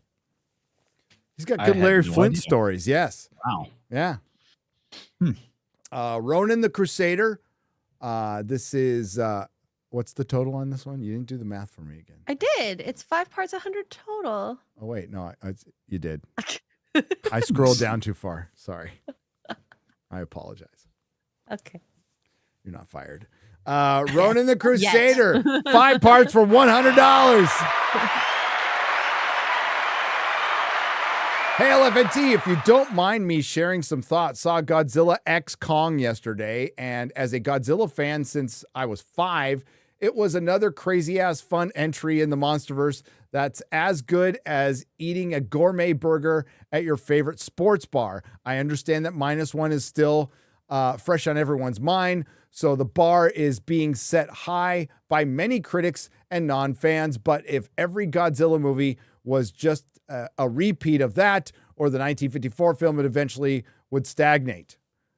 He sounds like a really lovely guy, but I always set the bar on the floor for every new film, and Godzilla X Kong does not get above like cave level. So I will politely disagree with that assessment. There's no limboing under that bar. How low can you go? Yeah. There's only so many times you could tell the same story in a restricted manner before audiences get tired. Godzilla has the capacity of both commentary on the horrors of nuclear destruction and balls to the wall action fun. There's only so many times you could tell the same. That's the same one in there twice. Okay. Oh, whoopsies. Now you're fired. Now I'm fired. There you go. So You're waiting for it. So is it 4 of 4 or is it? No, it is. Okay. I just copied the wrong one. There we go. And as a fan, the love coming from the East and the West just fills me with so much excitement. Seeing how impactful a character the King is. I'm not trying to convince anyone with my statements. I'm just expressing the passion I feel for Godzilla.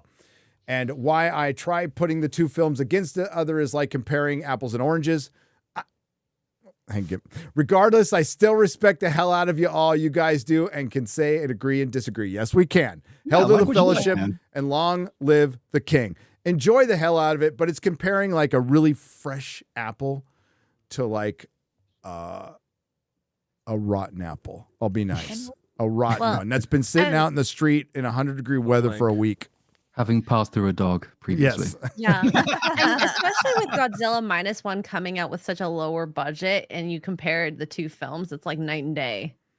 I think, listen, the idea of let's do more monsters and less people, good. I like that idea quite a bit. Girl's the key to everything. Yeah. There literally was the girl. Yeah, there's just everything. She can feel it. But I mean, as a basically a Saturday morning cartoon, if you enjoy it, fine, that's fine. But there's like I've said, there's like Platoon will probably hate me for this. There's Zack Snyder movies I like. I will never argue they're good. I will never argue they're good films. I just enjoy watching them as just like junk food. That's I still like the Star Wars prequels, and they're pretty crap, but I really like them. Yeah. So I don't know, man. I would consider 300 to be a good film. That's a very enjoyable I like film. 300. I like Watchmen, and I like the Snyder Cut. The Snyder Cut is like Dawn of the Dead? It's like Yeah, Dawn of the Dead's really good. that's okay. Snyder Cut is like eating at Sucker Wendy's. Punch, anybody? You know, like you eat at Wendy's when you're on the road, and it's literally the only fucking restaurant you can go to. Do But not besmirch Wendy's. I did. Oh yeah, they're trash. It's trash. It's My trash. favorite trash. You like Wendy's? Of I all do. places, Wendy's? They have Well, Wendy's up it's there. actually really good for keto. Like I usually order like. Have a you been patty to In-N-Out? cheese. Have you been to In-N-Out Burger? Once. Okay. Everybody- Overrated. No, it's not. Well, okay. Overrated. For fast food, it's better than Whataburger. It's better than Culver's. I haven't been to Whataburger. It But ain't I better love than Culver's. Culver's. Bro. Oh, That's Whataburger's wild. That's overrated. wild. Bro. You want a real Butterburger, go to fucking Wisconsin and get one. And then tell live me in about Texas. Tell me about your Culver's shit. No, I know you live in Texas, but you know what? We're gonna go do Oh, a I don't want to meetup. go up there. It's We're cold. gonna We go should up there, do so a you're gonna burger fucking go up there tour. with me. We're gonna do a burger tour. I love us. I'd totally do that. That sound good though. Yeah, you go to haven't had Sheboygan, a burger in a Wisconsin, long and have time. a real Butterburger, and then tell me about your Culver's shit. Okay, no. Oh, Wisconsin, eh? Culver's is from Wisconsin. So what? It's still fast food, and like, it's not bad. I'm not saying it sucks, but it's just Better than In-N-Out. no, it's not. Yeah, it is. No, it's not. You're high. Probably. It's better than Whataburger. Culver's is better than Whataburger. Whataburger's got some good stuff. Yes. They do. Yeah. Whataburger's all right. It's a little Their too fries are trash. sloppy. Yeah, they go a little too crazy with the sauces and stuff. But Flying Saucer, little restaurant here in town. I think Yeah, they they're have a good chain. burgers. They have good fucking burgers, man. They had a Royale with cheese. So they my took it out the God. menu, but you like what? We're I'm sorry. killing Az. Are we killing? As you can't have hamburgers. Yes, No, he can. It's got bread. You just no bun. You just have the patty. Still high in calorie Reduce though. the fucking super chat so I can get out of here. Oh. I'm gonna remember this. You know what? I will file I that. just started a poll about which is the best burger, so y'all in the chat can tell us. Robo 96 for 50 British pounds. So we all have to hurry for Az. I'm sorry that my fucking wanting to finish on fucking time is interfering with your burger talk. Dude, we are so on time. Dude, I should have left 51 minutes ago. But you didn't. So decision's already You made. were asked. Your choice. Az, you were asked. Take accountability, Az.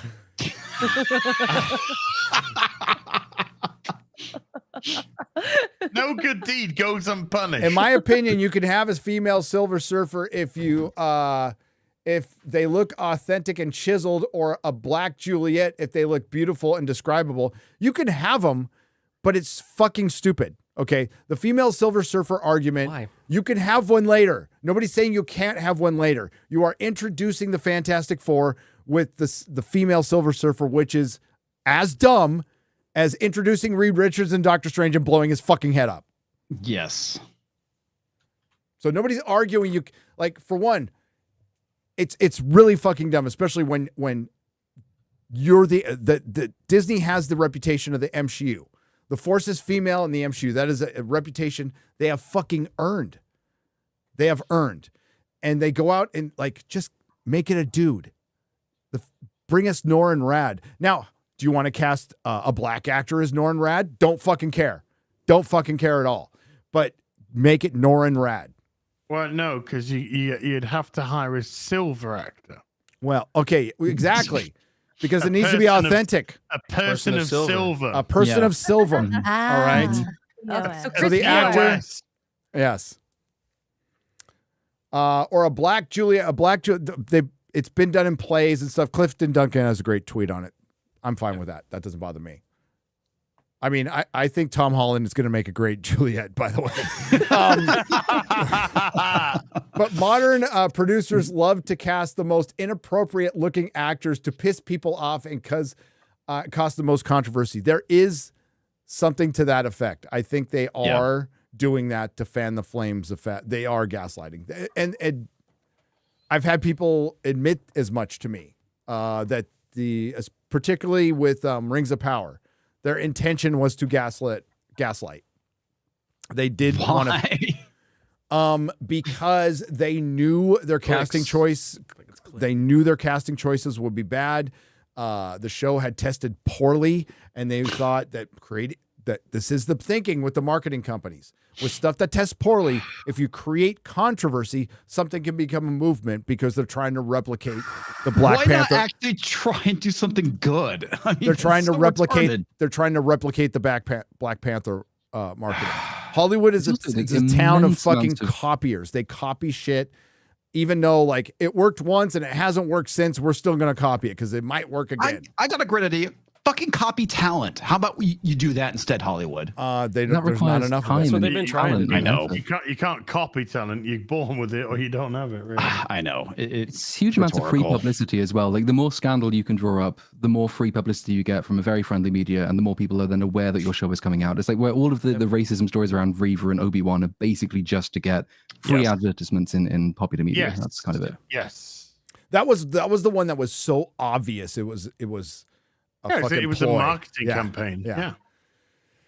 J-Mac has gifted 50 Nerdrotic memberships for $250. J-Mac. Thank you. Wow. Nate the Great has just donated $100 and said nothing. Walks out like a fucking Chad. Except his name is Nate. Thank you. Mike Steele for 50. Gary, I'm worried that there's an issue with my FNT Vegas reservation. I DM'd you on X. Oh, that's because we didn't set it up. We didn't set up for notifications. Yeah. I was trying to save you guys emails. That's all I was trying to do. I understand. So I you should know, thank I know. me, really. Yeah. So, Mike, email Gary@nerdrotic.com. Melissa will get the email, and she will. If you got in, you're good. You're good. But if you need a confirmation, Melissa will provide you with that. So please email Gary@nerdrotic.com. And if you want to get on the waiting list, email Gary@nerdrotic.com, and Melissa will get back to you. She's handling all of that. She's doing a really good job, too. I think Kara's here. She hasn't come in the office yet. At the house? No, Yeah. she's I can check. I know. I heard have her voices. location. I have her location. Let's see. She was supposed to be here Check today to get her hair check done. her hair Get her tag. hair Oh, did. okay. Gotcha. Get her hair did. Uh, The Ripaverse is Kara, by the way. Yeah. I The think last. she's at your house. You want to tell everybody the address? No. I mean, I almost spoiled like 5 things tonight. So. The last one of the night is Quelndar. Second to last one now is Quelndar for $250 on the Streamlabs side. Damn. Have a great time in Vegas. Thank you, Quelndar. I'm disappointed I won't be able to make it. You suck, but we understand. But I'm sure it will be amazing. Hail FNT. Hail the Fellowship. Hail to you, brother. Sorry you can't make it. It's going to be fun. It's going to be fun. We did have some cancellations, so yeah, if you're on the waiting list, you probably get notified. That's why we have the waiting list. You know, things change, you know. 80 Brown Bear for $49.99. Because IGN apologized to the creator of Stellar Blade. Yeah, I mean, they had to, because that was probably one of the top 5 most retarded things I've ever seen the Access Media do. It was pretty stupid. But then the IGN France editor and chief said the game would cause women to self-harm because they could not live up to the men's idolized standard. People are just crazy. Hope you ladies will be okay. That's a really fucking retarded take, especially coming from France. Yeah. Yeah. Right? That sounds like something that I'd hear from you guys have titties on their TV. Forget France. It came from IGN first and foremost, and that's Hi, IGN. Attractive women do exist. Okay. Yeah. Why do you hate attractive women, IGN? Yeah. Because they want everyone to be fucking zipper tit. Sydney Sweeney's tits will cause women self-harm. Everyone's got to Tell you what, I'll be definitely abusing myself to them. I was gonna say it's gonna cause ads more self-harm than anything else. Hey, you it's obvious, but A sprained still wrist. good. Sometimes, yeah. Facing?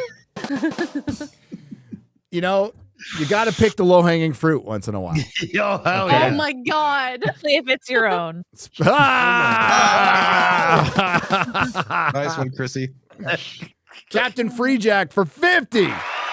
Just thanks all you guys for what you do. Week in, week out, always entertaining. Thank you. Safe travels all. Looking forward to the meetup in Vegas. I am too. Got a little work. Fun movie. I like Freejack. Yeah, I do Mick too. Jagger's in it. Yeah. WG has gifted 10 Nerdrotic memberships for 50. We'll see you in Vegas, buddy. And in North Carolina for the Cosmic Summit. And then WG, this is the last one of the evening for $50. 50. Gary, I really wouldn't be doing my job if I didn't remind you to take rest breaks every 2 to 3 hours during your drive to Vegas. Hands at 10 to 2. See you kids there. No. But I promise to not listen to metal the whole way. We'll change the station a little bit. Maybe listen to an audiobook. But usually I just fire up Ozzy's Boneyard and just listen to it for 18 hours. And Melissa's good with it for like 16. But I think that's her limit. She's resilient. 16 is pretty good. 16's pretty good. Yeah. Dude, I like my boomer satellite radio. It's cool. For that one station. Fuck Howard Stern. But that's it. That's it. Thanks, everyone. Fucking huge crowd. Give yourself a round of applause. Huge crowd tonight. It's another top fiver right there, especially after last week. Yeah.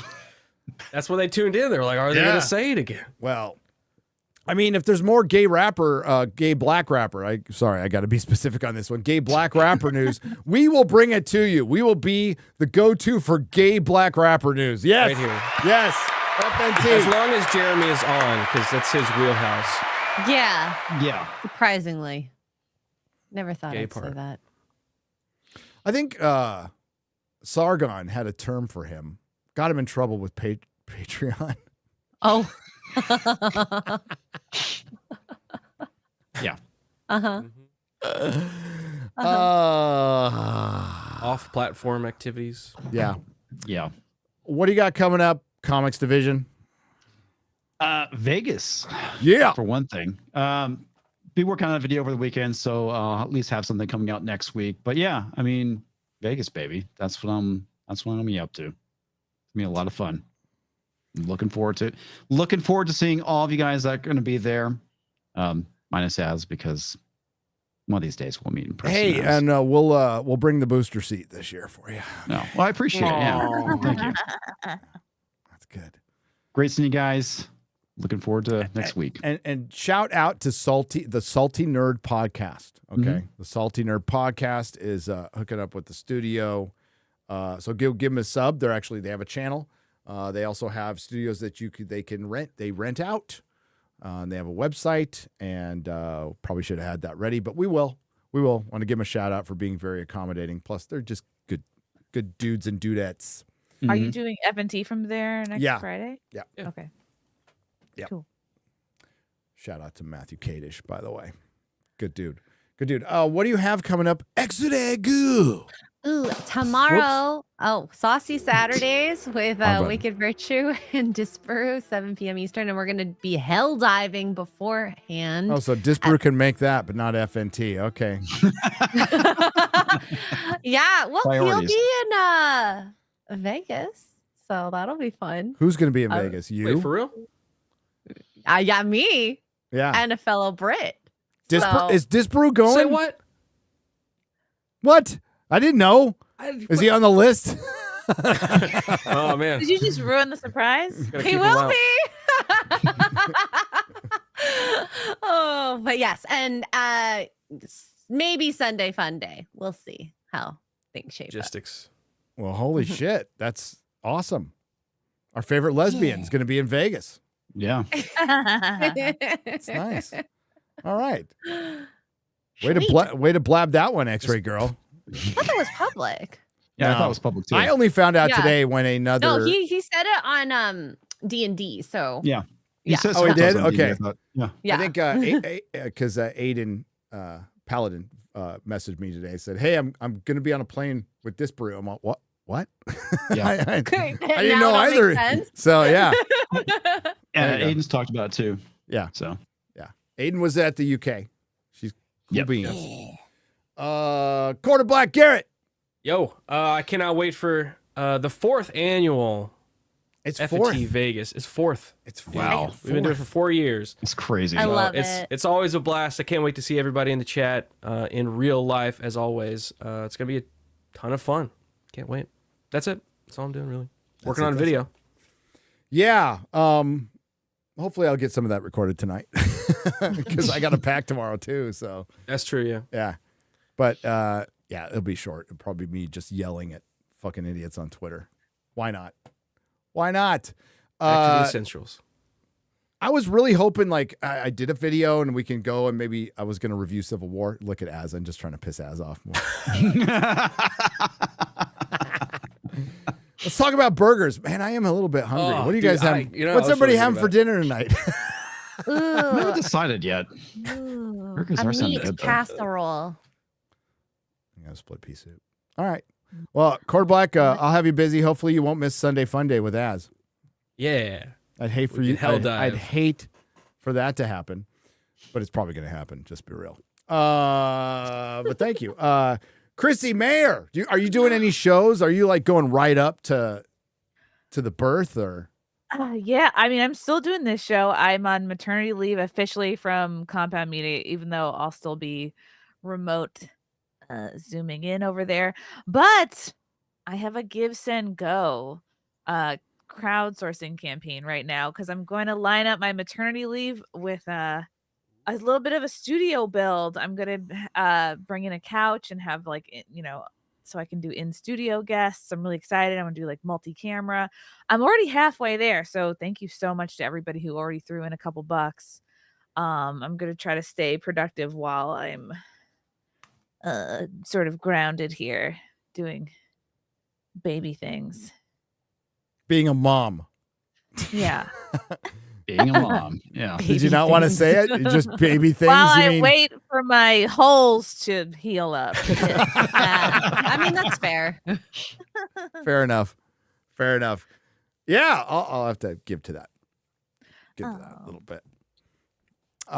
Great. No stand-up gigs. No stand-up gigs. Birth tips. No, it's so weird. I'm just waiting around. Just sitting around waiting for a person to come out of my body. There you go. I also want to say, I read through it. It says if you donate 100 or more, your name might be displayed on a plaque. There's going to be a wall of fame, and and if you guys have any other fun ideas for like prizes or incentives, I'm open to it. How open are you to Maybe, ideas? I don't know. Not like pregnant nudes or anything. Maybe when I had a few. I had a few. All right. Well, we hope everything happens. Good, healthy baby. Be a mom. Build your studio. Smoothly. Also, there's a baby pool. So if you guys want to bet on the baby, you can Venmo $10 to Gino Bisconti with the date, weight, and time. And you can win the baby. May 15th, 300 pounds. I wait because I am 180 pounds. It's going to gain mass as it leaves your vajayjay. So. Oh, God. I'm so scared. It'd be fine. It'd be fine. As I say that as a guy who just sat there and kind of watched. It's like it was fine for me, to be honest with you. So it'd be fine. Sure. Yeah, I was so tired. You found for Frank too. No, it's like the one when you fucking April fooled us. I put the greatest picture ever is that guy eating pizza while the girl's giving birth. Yeah. That's like perfection. As soon as I saw that post, I was like, there's no way. There's no way she's Oh, actually birthing. I feel bad because everybody cared, and I was like, "Oh no, I'm the boy who cried birth." Yeah. No one's gonna now care. when you say it, nobody's going to believe you. Fuck you. Az. Sleep. Eyelids inside. Sleep's what I got coming up. Well, 38 seconds of Sydney Sweeney and then off to bed. Wow. Working on a truck. Yeah, that's probably a popular video. Thanks to Chris Gore for joining us. Please subscribe to Film Threat. Jeremy and Ryan are gay. And Shad's awesome. Little Platoon, what do you got coming up? Loads of things just to keep Az up a little bit longer. I think I'm on EFAP tomorrow. There's the Godzilla X Kong video is kind of in progress, which is a short one for me in that it's under 2 hours. There's a Dune video in progress, which is a long one for me because the introduction is 90 minutes long. And there might be, I don't know, maybe a Star Trek Discovery thing. I'll go away and watch that now, and we'll see what comes out of it. Oh, dude, you'll get something out of it. Absolutely. I'm looking forward to it very much. It sounds fantastic. Keep me posted on Twitter. Just give a reaction, especially after the end of the first episode. I'd love to. It'll just be the little gif from Indiana Jones of the guy's face melting. Yes. Oh, wow. Oh, well, it all sounds fun. Can't wait to see it. Love your short videos, your 2-hour short videos. Please subscribe to Little Platoon. Great channel. And thanks again for joining us. We'll see you next week from Las Vegas. So thank you to the Nerdrotics. Thanks to everyone who left a super chat and donation. You helped keep the lights on. Thanks to all the lurkers and everybody who participated in the chat. Hopefully we don't get taken off of YouTube this week, which I don't think we will, even with Chrissy's joke. So ciao, everyone. Bye-bye. Bye. Viva Las Vegas. Real.